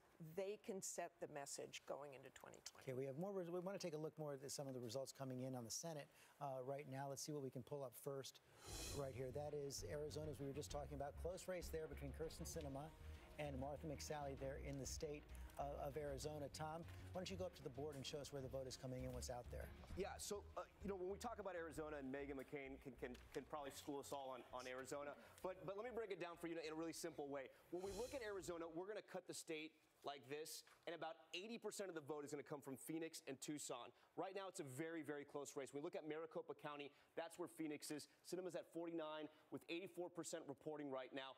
Very close in Maricopa County. For the Democrat to win here, she wants to be higher. When we go down to Tucson here, Pima County, she's pulling off ahead, but this is a blue area. This is where Democrats do much better. So very, very close in this area. 88% of precincts reporting. Let's see in the state, actually a little more than half right now. But look how tight this is, 49 to 48. Still very close and still early in the night, George. Okay, let's take a look at the state of Missouri right now. Not so close there right now. Claire McCaskill, Democrat incumbent, up against Josh Hawley. Not ready to project this right now, but so far, Josh Hawley with a wide lead over Claire McCaskill. I want to go to Deb Roberts, trying again. Deb Roberts in Missouri. Can you hear us now? Hey, George, can you hear me? Yep, I hear you, and I hope you hear me.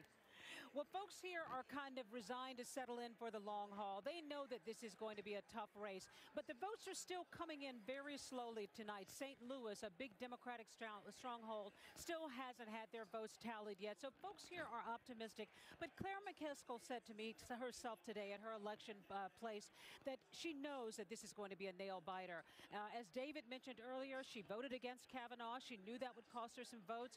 The state has changed. The president is extremely popular here. He was here last night. He's put a lot of time into this race. Her opponent, Josh Hawley, is a very charismatic young man. She knows that this is going to be a tough race, but folks here are holding on to hope, and they know that she's going to win by her fingernails if she does it, but they haven't given up just yet here tonight, George. Republicans hoping it'll be a third pickup for them tonight. I want to go back to Florida right now. Tom Yamas over at the board. We saw the governor's race in Florida concede by Andrew Gillum, the Democrat. What's happening on the Senate side? All right, so things have changed a little bit. Remember when we were speaking earlier, we said Gillum's margin of loss was wider than Nelson. That has flipped. I've had to write this down on my hand so I wouldn't forget. So Gillum lost by 79,000. Right now, Nelson is behind by 148,000. Scott's people have already calling, and I've received a call. They said mathematically it's impossible for Nelson to win. We don't know that at this point, but it's looking like it's favorable towards Governor Rick Scott to pick up this state. If Republicans do pick up Florida, we can't say this enough. This is incredibly important for 2020. Not only having a Senate seat there, but also having the governor's mansion, and also in Ohio when we talk about 2020. So this race we haven't called yet, but the numbers, if you look at these numbers and you compare them to the governor's race, Nelson is now at a wider margin. Losing, Scott could possibly take the state. And potentially, Mary Bruce, if Republicans win Florida, if they win Missouri, that's 4 seats right there. Arizona and Nevada still out there, guaranteed to have an extending majority, could have quite a healthy majority. Yeah, and that could have a real impact on some huge fights, especially when you think about nominations. If Democrats are able to gain those seats, if Republicans have a slim majority, that will affect a lot of huge fights. When you think about Supreme Court nominations, any cabinet nominations that may come down the fight, it will make those increasingly more difficult. I mean, for instance, just to throw one out there, Jeff Sessions. The president's made it very clear he's unhappy with his attorney general. widely expected to make a change there. The big question is, who could he possibly get confirmed as AG in such a narrowly divided Senate? Well, if he's got a 4 or 5 seat majority in the Senate, it's much easier. You just laid it up for me there. I'm going to have to take it over to Chris Christie right there. A lot of people wondering if you're the man for that job. But I'm not going to put you on the spot on that. But we're on till 2 a.m., George. Right. Give me a break, huh? Right. But I want to ask a question. It is going to be difficult, though, for whoever the president nominates, if indeed he has to nominate someone, to satisfy both the Senate and President Trump on the questions, especially of how to deal with Robert Mueller. No, I don't think so, George. I think that what the president wants is someone who's going to be aggressive as Attorney General and is going to stand up for things that are important in their agenda. But I think that the president, and you've seen him be pretty quiet about Russia, George, over the last number of weeks. We haven't seen a tweet about Russia in a long time. I think he knows that the Mueller investigation is near its conclusion. And I think what he's looking for is an attorney general who can take him beyond Mueller to do the things he wants to do to prepare for re-election. We will talk about that more later in the night. Right now, we have another switch in the House. It comes out of the state of Iowa, the 1st district in Iowa, where Abby Finkenauer has defeated Congressman Rod Bloom, seeking a 3rd term. As we said, we've already projected Democrats are going to take the House. The map is starting to fill in right there, Iowa. A switch there for the Democrats. We'll be right back.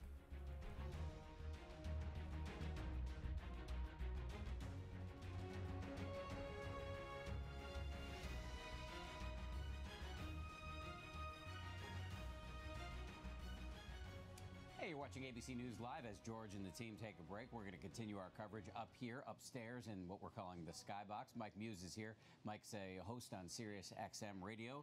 Thanks for joining us yet again tonight. You've been watching the Gillum race closely, the Florida governor race. Andrew Gillum, the young Democratic mayor of Tallahassee, just got up and conceded. What are your thoughts as you watch this play out?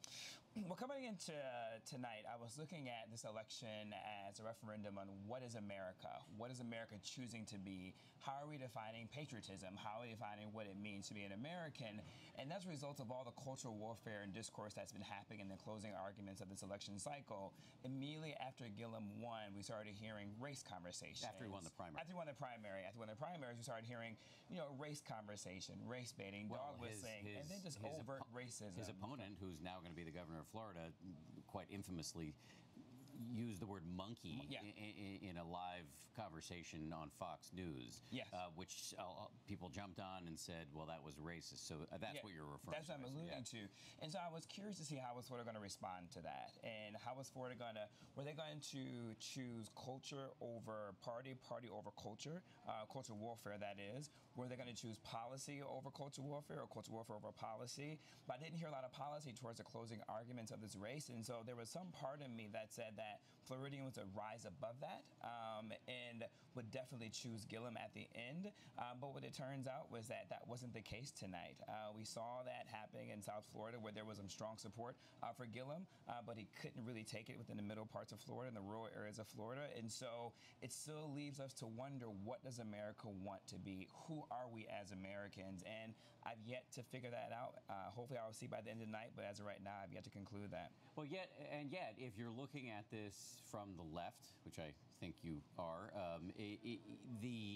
there's a lot to cheer. A lot of women who did well. We've got your first female Muslim in Congress. You've got one of possibly 2 Native Americans. So diversity is we are having a moment of diversity here tonight, at least thus far as the results come in. Yes, we can celebrate the diversity, absolutely. But in those cases where the Muslim one, you're talking about the representative who won in Michigan just currently right now, there wasn't a lot of xenophobia that occurred in that election cycle and on that campaign trail, where we actually saw that happening within Florida. So I think there is a difference. So yes, we can celebrate diversity. Yes, we can celebrate women rising to the occasion and being victorious. But there wasn't in those races, when it went head to head, there was no xenophobia. Right. There was no ideology. So voters didn't have a chance to get up and say, no, we will not accept this kind of behavior. Exactly. Right. Well, we saw the outcome of that in Florida and says, we'll look past that and still vote for the Florida governor. Mike Muse, thank you very much. Thank you so much. Appreciate your analysis. We'll continue to talk to you because we're going to stay on the air for quite a while here. And every time George and the team go to break, we'll pick it up with information and analysis. For now, we're going to send it back downstairs to George Stephanopoulos.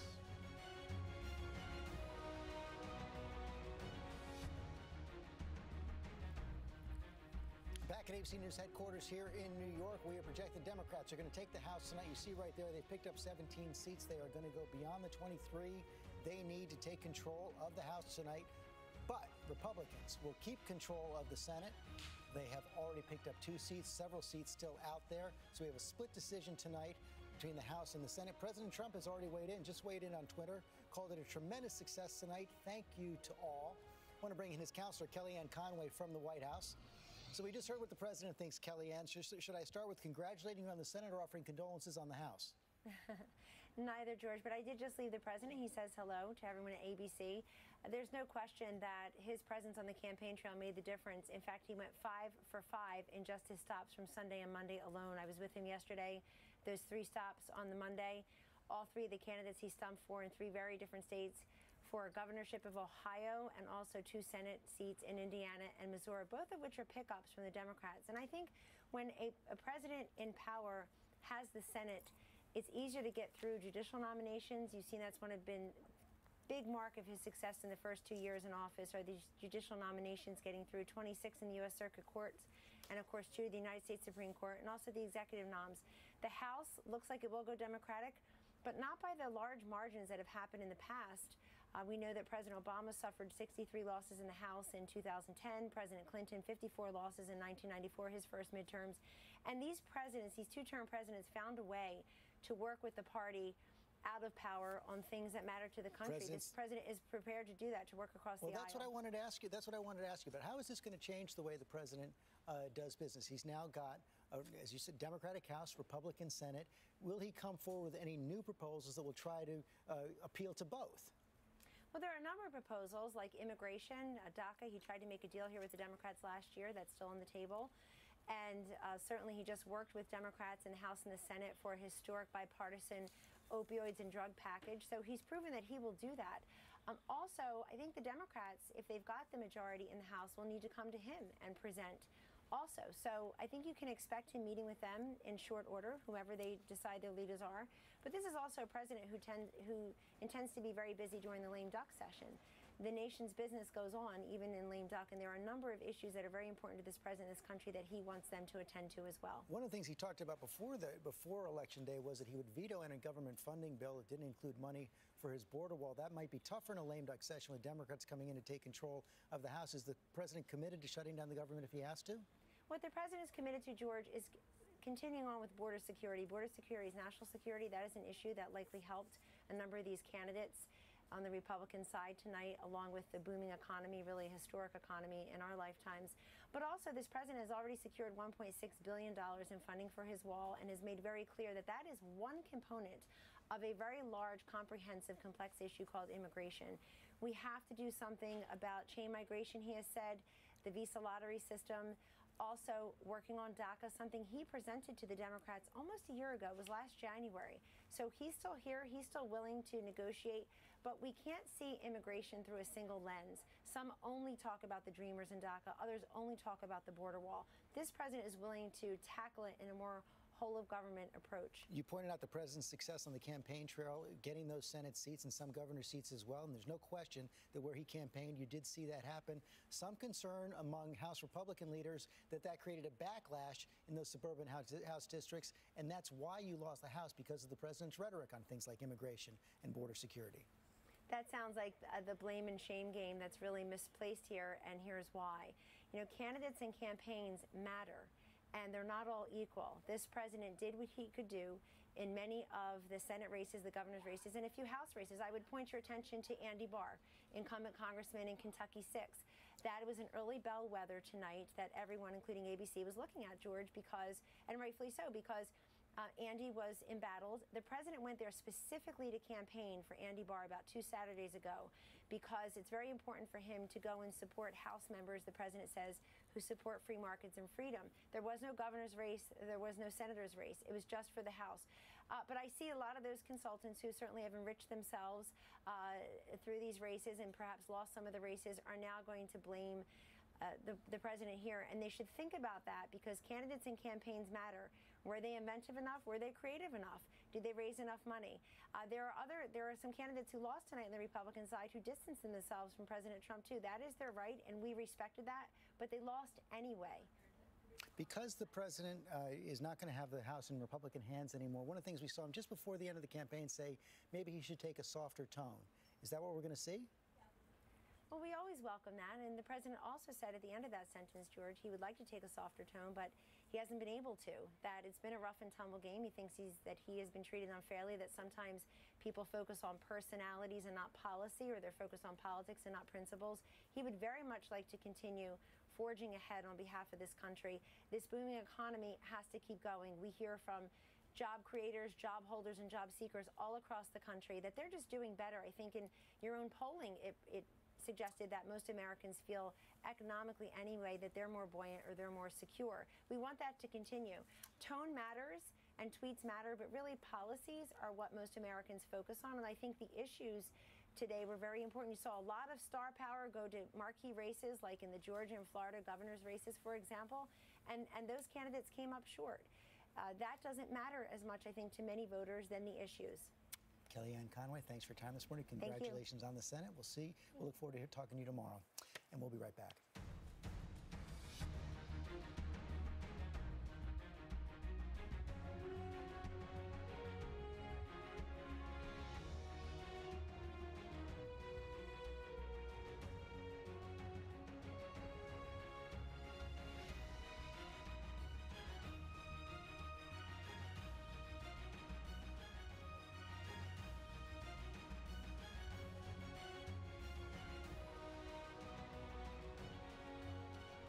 Watching ABC News Live as George and the team take a break downstairs. We continue our coverage upstairs in this area we're calling the Skybox, and we have a special guest, Anna Marie Cox, host of the podcast With Friends Like These on the Crooked Media Network. So it gives people a sense of where you're coming from politically, the Pod Save America world. So that would be the left. That would be the left. Yes. So one of the things we were just talking about before we came on was that you're saying you're not comfortable with describing tonight as a split decision, even though the Senate goes or stays with the Republicans, the Dems take the House. Well, I just feel like there's so much implied by that phraseology that isn't correct. I think split decision implies there's an equal outcome for both sides, that somehow it's a tie. It's not a tie. More people voted for Democratic candidates than voted for Republican candidates. It's only Do we know that yet, though? Or we're trending in that direction? We're trending in that direction. They won the House popular vote. And that's sort of how to think of it. It's a popular vote versus electoral college thing. And it's the problems of 2016 for the Democrats sort of, all over again, which is to say that Democrats are running up their totals in the places that they already have or they're already trending. And Republicans are successfully turning out voters that weren't always turning out in cycles past in sort of rural red districts. What is accurate in terms of a split decision is maybe something to talk about a split personality. Because what we're also seeing is a country that really just has two poles and not a whole lot in the center. So one of the things I really like about your podcast With Friends Like These is that you talk to people with whom you disagree. Yes. What do you think the next 2 years are going to be like, given what we're seeing about what appears to be the political makeup in Washington? May have to go to more than once a week. On your podcast, yes. I think that it's getting harder to talk to people you don't agree with than easier. I mean, I really am concerned that as a country we're sort of hardening into these ideological identities rather than what used to be called cross-cutting identities. Like you used to be that, you were Republican and something else, right? You were a Democrat and something else. But people are really kind of solidifying into those identities, especially on the Republican side, as the Republican Party gets more and more homogeneous. To be frank, the Democratic Party has more cross-cutting identities. The Democratic Party is more of a coalition. People can be of different genders, of different sexual identities, of different religions, whereas the Republican Party is pretty like a white, male, Christian, white, male, and Christian, and rural, too. So we need to develop our skills to be able to talk to each other, but I worry that for people who identify as Republicans, it's going to be harder for them because they live in enclaves where there aren't a lot of people that are unlike them.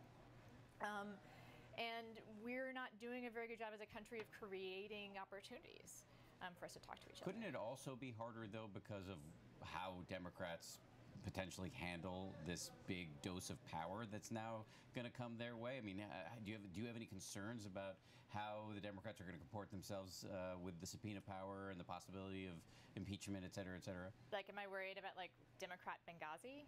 Is that what you're? Let's just say overreach. I don't know. I mean, we'll have to see. I mean, I think a lot of the people, ironically, a lot of the Democrats that are in these flipped districts are not sort of, code pink activists, right? They're more moderate. The Democrats that are winning these Republican seats aren't Alexandria Ocasio-Cortez. Yes. They're the 29-year-old from right here in New York City. They're Connor Lamb, yes. right? And I don't see Connor Lamb being someone who's going to go around and do insane kinds of investigations. So I think there's going to be some temperament of the Democrats' desire to investigate everything. But let's face it, there are some things that should be investigated. And also, sort of to go against the split decision narrative, one devastating investigation could undo almost everything that happened tonight in favor of Trump. Anna Marie Cox, thank you very much. I'm being told we need to send you back downstairs. So go forth. But thank you very much. Really appreciate it. While she goes forth and, as we like to say, gets her cardio by going down the stairs, let's go to Georgia, where Steve Osunsami has been covering a race that we still have not projected a winner for. Steve, what's going on there in Georgia in that governor's race? Well, the race is close, but it's appearing right now that Secretary of State Brian Kemp has a significant lead in this race right now. We're still waiting for some of the totals to come in from some of the larger metro counties, but it is looking more and more favorable for the Secretary of State Brian Kemp. The crowd here isn't quite down with that yet. There's still some sense that Stacey Abrams could still pull this out.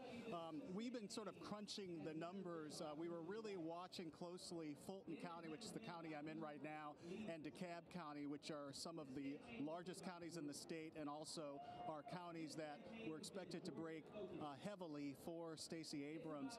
Those numbers appear to be in, so she's running out of real estate to make up the difference. And right now, if the numbers were to stop now, Kemp would win outright. We're still waiting to see, though, if they might move to a runoff. Dan? But there's been so much rancor in this race and accusations that Kemp, who's a sitting Secretary of State, should not be overseeing a major election in which he's a candidate. Do you see that continuing to be an issue if or when we move forward here? And by the way, we just have a few seconds for you to answer that question. Well, there was already a lawsuit filed today asking Kemp to resign, and that will absolutely be an issue if this race moves to a runoff, because he'll still be supervising that election, which would take place in a month. Dan? Steve Osunsami, thank you for quickly answering a big question I asked you with limited time. We really appreciated that. Steve Osunsami on the ground in Georgia. We're still waiting for a projection in that closely watched race. One other race we want to tell you about, or one other issue that's come up tonight, is the people of Michigan have resoundingly voted yes on a proposition to legalize recreational marijuana. So weed is now legal in the state of Michigan. Thought you might want to know that. We're going to send it back downstairs now. We're up in the Skybox on ABC News Live. Let's get it down to George and the rest of the team on ABC News on this historic election night.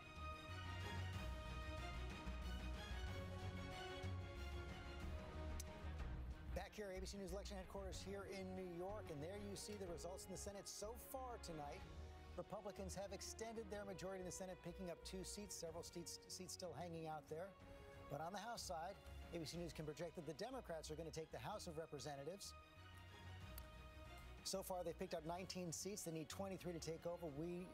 Based on the seats that are still out there, we believe they will do that relatively handily. So a split decision tonight, and we have more House races coming in right now. First one from the state of Minnesota, the 2nd District in Minnesota. Angie Craig has defeated the incumbent Jason Lewis outside of Minneapolis. And Anna Cox, I want to go to you on this right here. Jason Lewis was an incumbent hampered by his career on talk radio.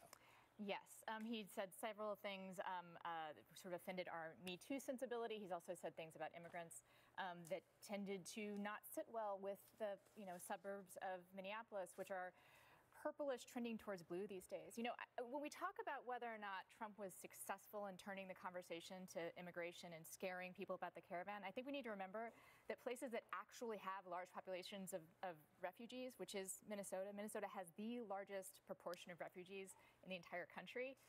They just elected the first Muslim woman to Congress. And it just said no to this guy, Jason Lewis. Real divisions, John Carl, in Minnesota. This was a seat the Democrats expected to win, but picking up on what Anna was saying, you might have a case now where the Democrat is a little too liberal for the district, but the Republican was too conservative for the district. Absolutely. This was one of those districts that was almost a tie.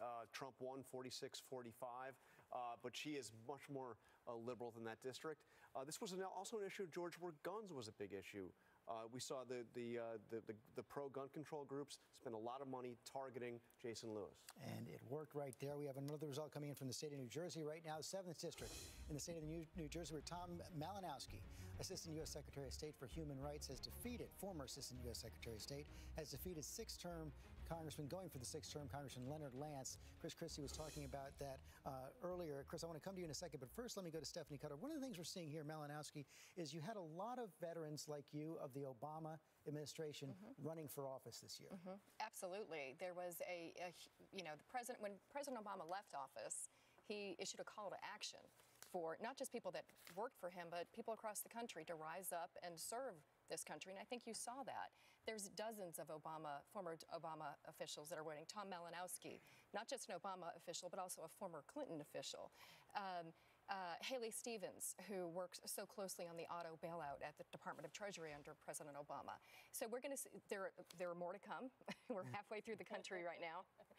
We've got the second half of the country to come in, and there are more Obama alums on the ballot. Chris, because you said to keep an eye on this. Yeah, and I said, if they win CD7, the Democrats win that one, they're probably going to have won the House. We now know that that's true.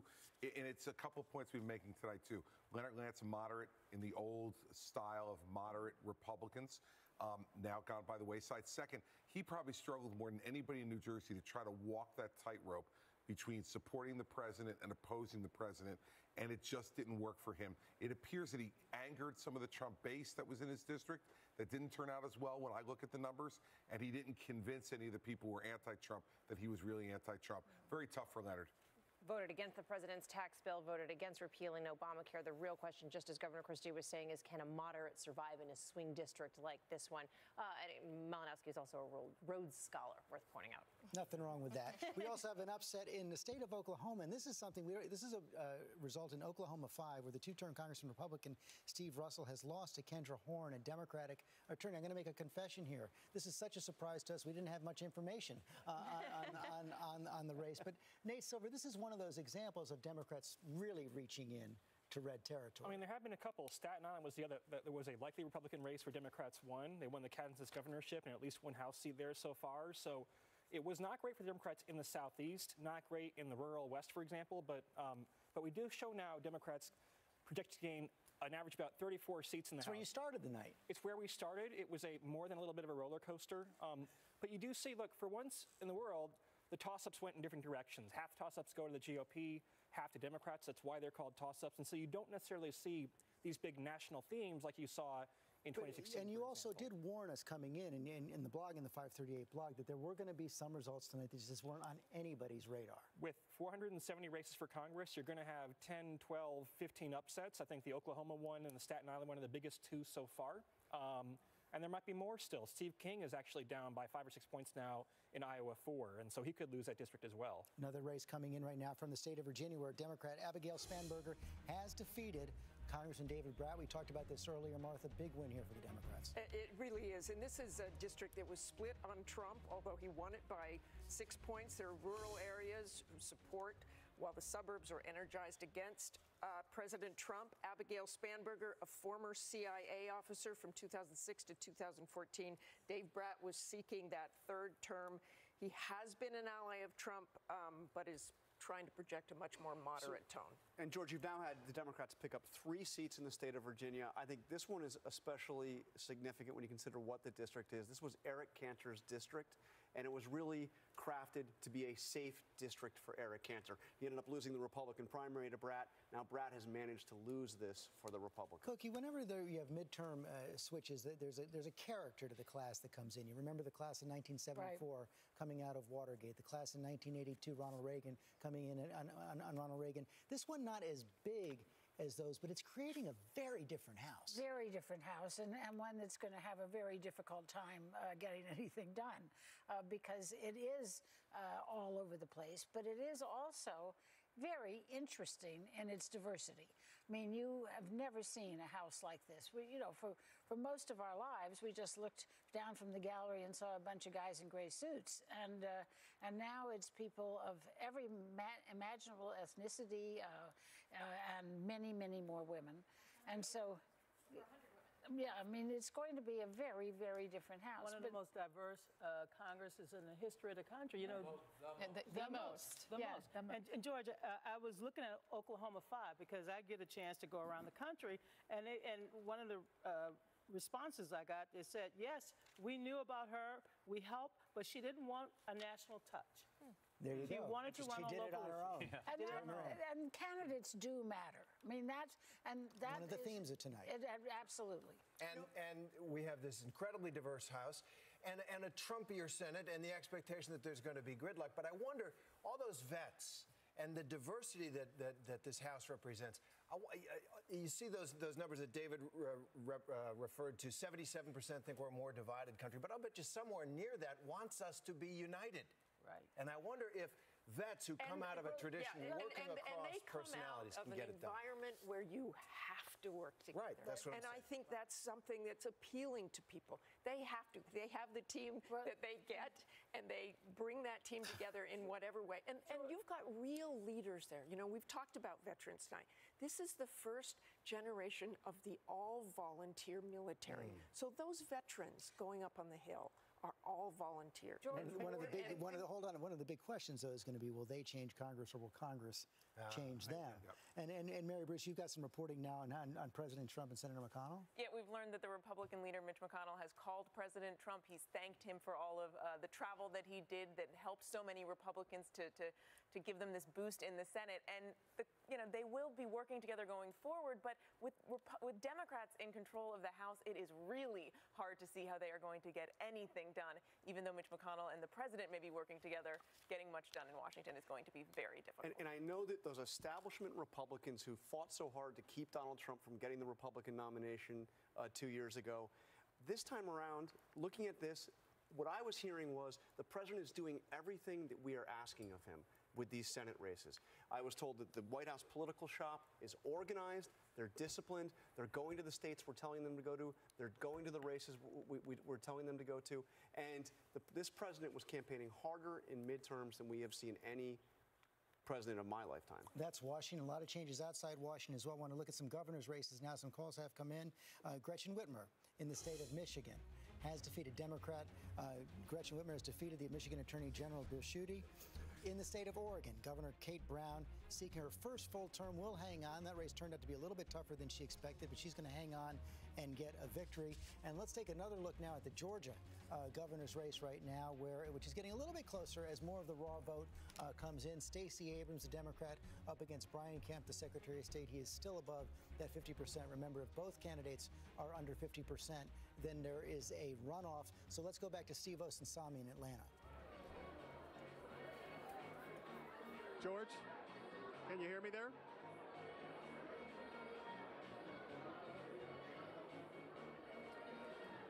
George, the crowd here hasn't quite digested the numbers that we're seeing. They're still hoping that there are enough votes within the metro Atlanta area to make up the difference, but it is looking increasingly unlikely that that's going to happen when you crunch the numbers. There was, when you look at the totals that are coming from across the state, Brian Kemp did exceptionally well in the rural parts of the state. In the South, in the North, those counties are all red. When you add up those numbers from those counties, even though they may be small, 5,000 to 10,000 votes per county, it's enough to put him put him ahead of her, even though she's doing so well in some of the largest counties in the state. There was a lot of concern about his role in this election because he is the current Secretary of State and supervises elections. There was a lawsuit filed today to get him to resign. It still is possible that this could move into a runoff.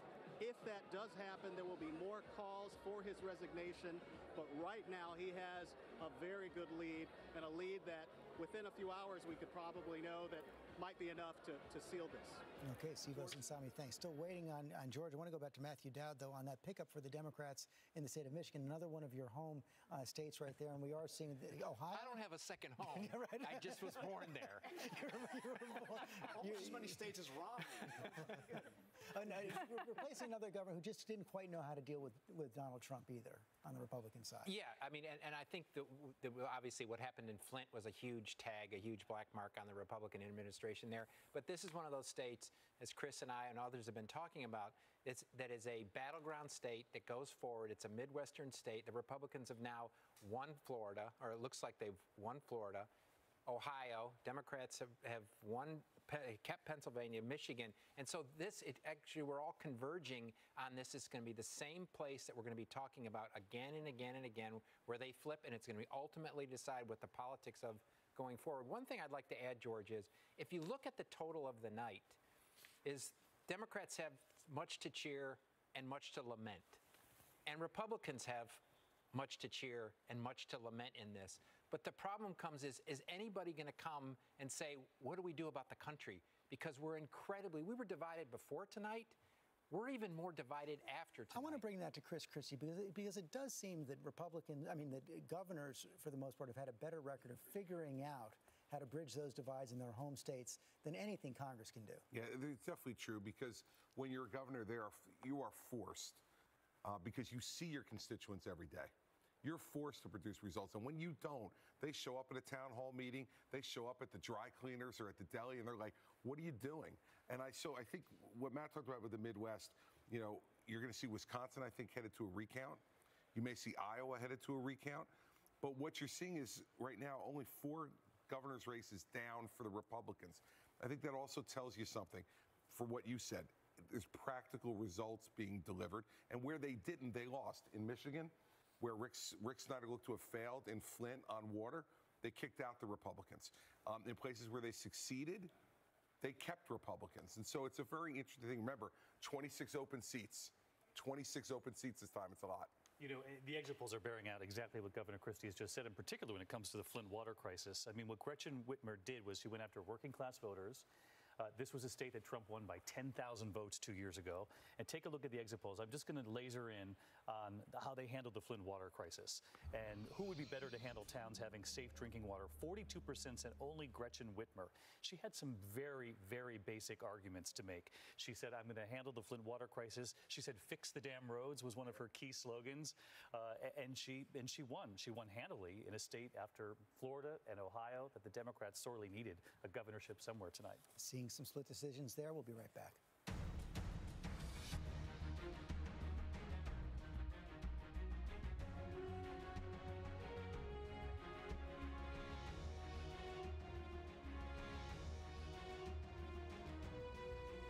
It's ABC News Live. We continue our coverage here of these historic elections. Let's take a quick look at the state of Florida and a race that is too close for us to make a projection.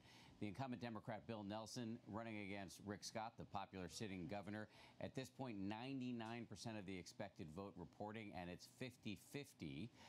And at this point, we're not going to be able to make a projection. It's unclear when we'll know who emerges victorious in this race. Rick Scott got a lot of support from President Donald Trump. 2 campaign visits just last week. The incumbent Bill Nelson was thought to have been getting some positive coattail effect from Andrew Gillum, the Democrat mayor of Tallahassee, who is running for governor. However, Gillum has already conceded in his governor's race. So this is a really interesting race, surprising in some ways. We will continue to watch it perhaps for days. Let's check now on what's popping on social media. Let's get it over to ABC's Kenneth Moton, who's running a post on that beat tonight. Kenneth, what are you seeing? Dan, the reaction is just pouring in as many of those big races have been projected by ABC News.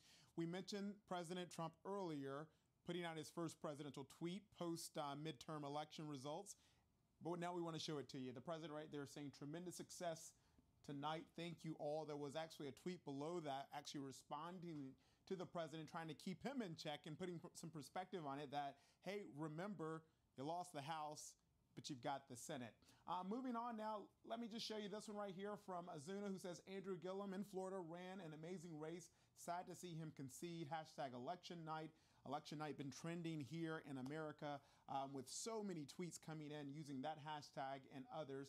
Sophie said congrats to Ron DeSantis, Florida, and to the state of Florida. Hashtag God is good. So a Ron DeSantis supporter there, happy about his big win. And again, Dan, all that reaction just coming in fast and furiously.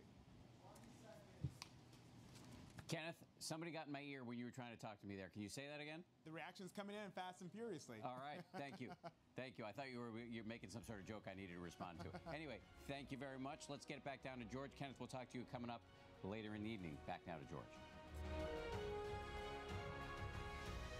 We have another big result coming in on the Senate where Democrat Claire McCaskill, Missouri, is conceding now to Josh Hawley, the Republican. Another pickup for the Republicans right there. I want to go straight to Missouri where Senator McCaskill is conceding. Deborah Roberts. George, it was the worst nightmare for people here. The supporters were hoping, but you could feel the air go out of this room a short time ago. And then everyone started going to their feet. You knew that Claire McCaskill was coming in. Look, everybody knew that this was going to be an uphill battle, but nobody expected her to lose by such a big margin. So she finally just came in and decided to support her supporters and to thank them. She said she's not going to go home and sit on the couch, but she wants to thank them for all the work they've done. Clearly a very disappointing night for Claire McCaskill and her supporters here tonight. A big, big loss. This is Trump country. It was just too hard for her to overcome the president's poll in Missouri, George. Yeah, and tonight she has thrown it in and she's given it up. She had come from behind before, couldn't do it this time. Abby Huntsman, though, up against an impressive Attorney General of the state of Missouri, Josh Hawley. Yeah, and I think, again, it shows just the impact that the president has. He was on the ground in Missouri was it last night? Yeah. And he brought his family, his team with him, and brings them up on stage. And I think there really is something to that we're seeing in this election cycle. The candidates that have tied themselves closely to Trump, including what we're seeing in Florida happen. I think the White House is celebrating for a reason. They can say, look, we have gone out, we've campaigned for them. This is a referendum. Now they can say it is a referendum on us and in a positive way. So I think that this race with Hawley in particular is a very positive thing for the White House. Another result coming in from the state of New Mexico. Governor of New Mexico, Democrat, Congresswoman Michelle Lujan Grisham, three-term Congresswoman, has defeated Congressman Steve Pierce. She will become the next governor of New Mexico there in the Southwest. So that is a one in for the Democrats right there. John Carl, I want to come to you back on Missouri, state of Missouri. The president does have a lot of bragging rights tonight. He does. He was there 5 times. He spent more time in Missouri than any other state. And he targeted McCaskill. He targeted McCaskill over the Brett Kavanaugh vote. He targeted McCaskill over being out of step with a state that is very much Trump country. This was a seat that they targeted as one that they thought that they could win, and he did it. If we have it, let's bring up the board. So now the Republicans have picked up 3 Senate seats right now. The outstanding ones, Nevada and Arizona, right now. And can we take a look at the raw vote in Arizona, see what we have right there? Let's pull that up, where Kyrsten Sinema is running against Martha McSally, if we have it. It's coming up right now. Very close there right now. Still, you guys see 10,000 votes separating Martha McSally and Kyrsten Sinema right now. So the Democrat is behind right there. Let's take a look also at the state of Nevada, where Jackie Rosen is up against Dean Heller. Guess we don't have that quite yet, but we're gonna. This is Donna Brazil. Last 2 pickup possibilities for the Democrats here. Well, George, first of all, I want to say something about those red state Democrats. I remember going down to Louisiana to help Mary Landrieu when George W. Bush was popular in the president. It's very hard when these states go red. You look for areas to expand the vote. Claire McCaskill tried to expand the vote.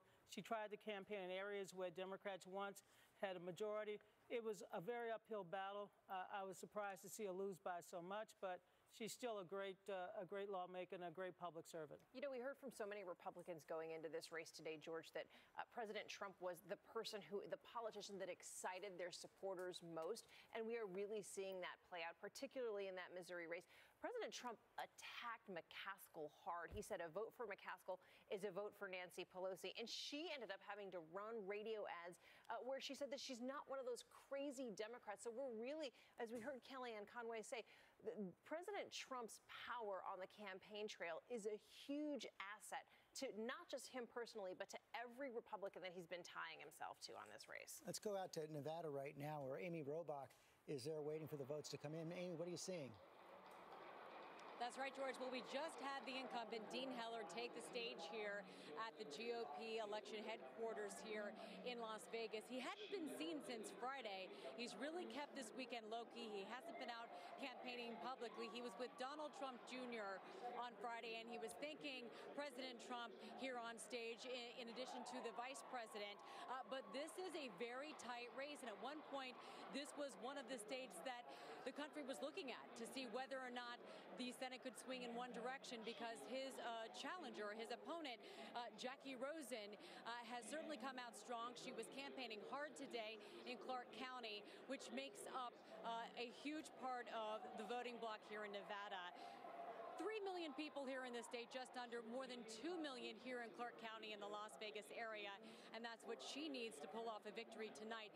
If she wins, Nevada would be making history with 2 female senators. So a lot of people here waiting to see what will happen. We have no results in just yet. There were very long lines at the polls here in Nevada today. And so we heard and we saw on Twitter, Nevada saying we are not going to release any results, no numbers, until we know that every person in this state has cast their vote. So we are waiting to get our first glimpse about where this race is headed. But again, Heller and his family took the stage just a short while ago, thanking supporters as we all wait to see what happens here in this state, George. A lot of early vote in Nevada as well.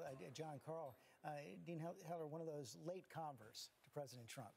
Yeah, Trump really hit him hard because he voted against the first effort by the Republicans to repeal Obamacare. But he came around and he voted for the next effort and ended up tying himself very close to the president. He's also somebody going way back to the campaign who was very critical of the president over the Access Hollywood tape. So he was not a favorite of the president's from the start.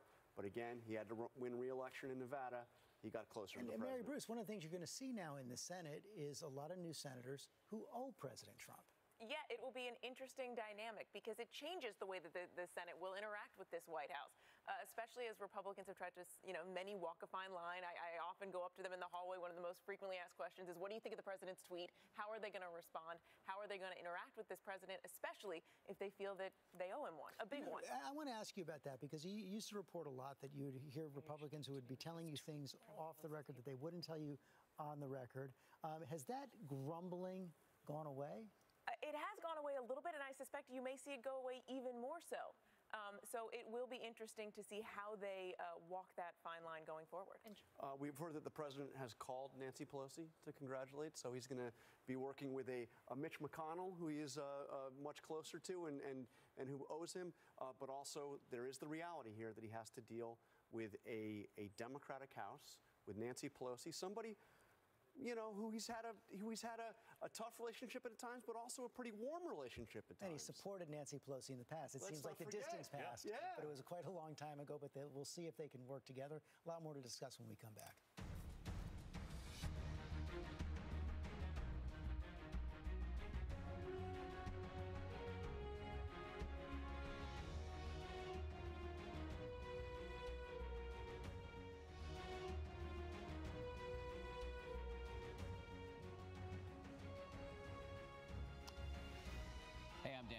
We're continuing our coverage on ABC News Live. I'm joined by Tara Setmayer yet again. One of the things you wanted to talk about tonight that we haven't had a chance to really talk about is you've been tracking the performance of women tonight. What's your view? It's pretty extraordinary. We already saw a record number of women running for office in general. You had 276 women running for House, Senate, and governor races. And the success rate has been pretty remarkable for the House of Representatives, at least. At one point, you had 10 out of 14 seats that flipped were women. A lot of these women were in suburban areas, which were districts that Republicans knew they were going to have difficulty with because independents were breaking for Democrats because they're not happy with the tone and tenor of the Trump administration. And many of these women have won in these districts and taken out some pretty significant Republican incumbents in places like Texas, in places like Pennsylvania. 3 out of the 4 seats that were won in Pennsylvania were won by women. Oklahoma City, which was a race that even George earlier said that it wasn't on the map, wasn't on the radar, we weren't paying attention to it. That was a shocker, where someone in Oklahoma City, another suburban area, woman Democrat won. So Kendra Horn. So I think that's pretty remarkable in a lot of ways because the gender gap was pretty significant also. College-educated women voted Republican last time. This time, 20% Democrat. That is an unbelievable gender gap. Independents, in general, Trump won them 4%. This time, 12% more went to Democrats. So this is going to be a dynamic, I think, that's going to be problematic moving forward for the Trump administration as they go into the re-elect in 2020. What do they do about these suburban districts? And definitely for the Republican Party, they're going to have a heart-to-heart about what they're going to do about women and independence. Speaking of Trump and women, as John Carl just reported on the broadcast, the president called Nancy Pelosi perhaps the once and future Speaker of the House of Representatives. How do you think, assuming, and it may not be a safe assumption. Congratulatory call? Congratulatory call. So it seems. Yeah. How do you imagine if she regains this, her role as Speaker, how do you imagine that working relationship is going to go? Well, Donald Trump seems to be friendly when he needs to be. Not that long ago, he was willing to cut a deal on immigration with Nancy and Chuck. And then over Chinese food, if I recall, yeah. That's correct. And then when he saw that his base wasn't very happy about that, then all of a sudden it became, crying Chuck and he disparaged Nancy Pelosi. I think that the president feels actually pretty good right now because of the makeup of the Senate, which is the Senate who would confirm Supreme Court nominations. They're the ones that confirm judges. They're the ones who confirm cabinet members. So he seemed to be right off the House not that long ago. He saw the writing on the wall that the House is probably going to the Democrats, and he feels pretty good about gaining seats in the Senate. So I wouldn't be surprised if you saw kind of a seesaw, Dr. Jekyll and Mr. Hyde with Trump when it comes to the House and Nancy Pelosi. He'll work with them when he thinks it's advantageous, and he'll vilify them when he thinks he needs to rile the base up. The strategy he used, which appears to have been successful in running up the numbers in the Senate where the map was favorable, was to run hard right. Yeah. Talk about immigration, et cetera, et cetera. Is that one that could work in a general election in 2 years? It worked in 2016. It did, but in some of these areas in the Midwest, you have to understand Trump only won by about 10,000 votes in Michigan. He won by about 77,000 votes between Pennsylvania, Michigan, and Wisconsin. That's not a lot.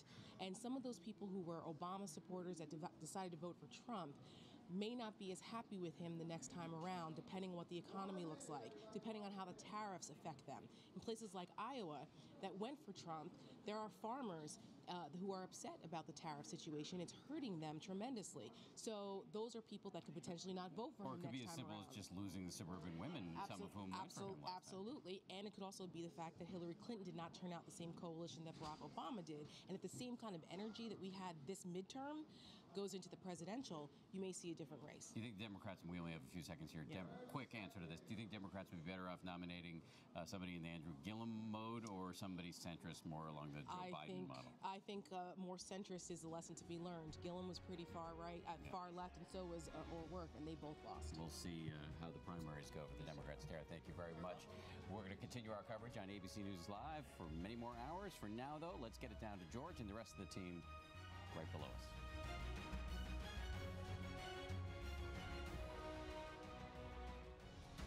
Live from New York City and across the country, This is ABC News Election Night 2018.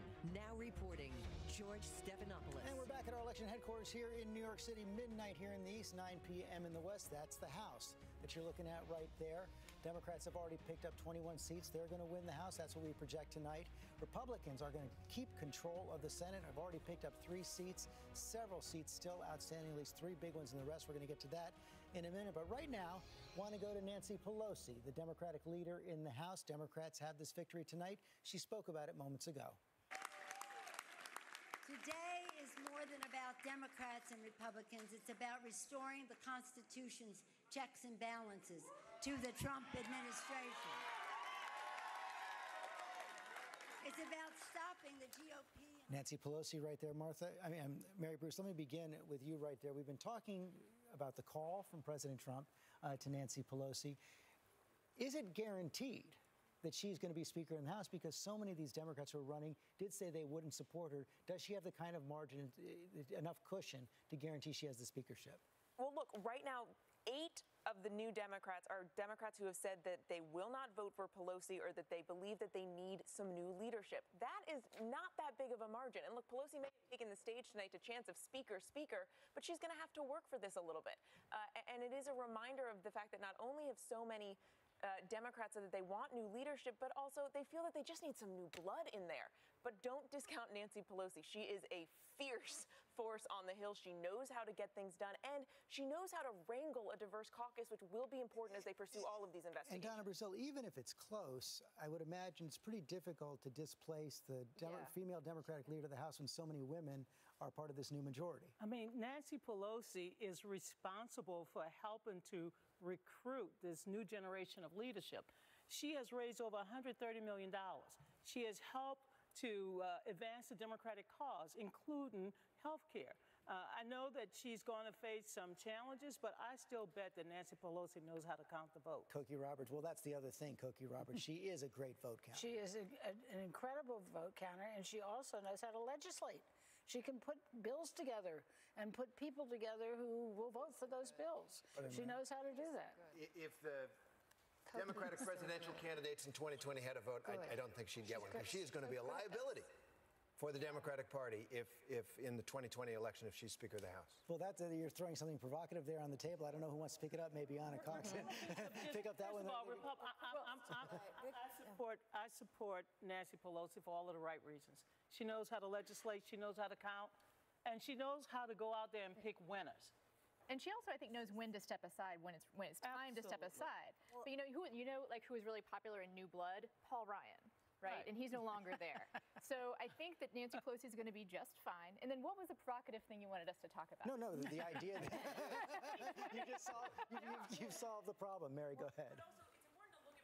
Relationship with the president. I mean, not only have they been friendly at times in the past, but while the president, likes to fancy himself a deal maker, Pelosi is shrewd, and she has shown that she can actually get the better of the president in some circumstances. Especially, we saw that in the past with negotiations over the budget and spending and government funding. So Nancy Pelosi is a good foe for Donald Trump, and someone that I think Democrats would like to see in that role. And she does not yet have a nickname from President Trump. That may change.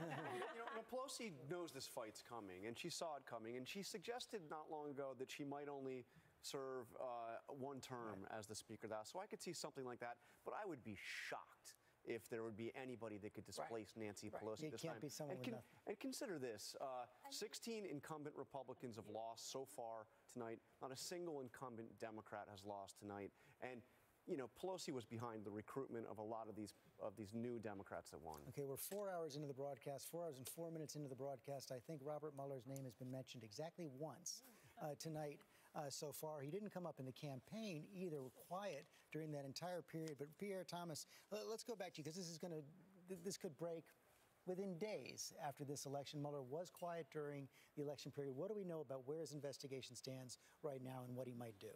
Well, many people think that his investigation will likely be over by the end of the year. We could see some additional indictments coming within the next week or two. People that have been in his crosshairs, Roger Stone, for example, is someone who's been investigated.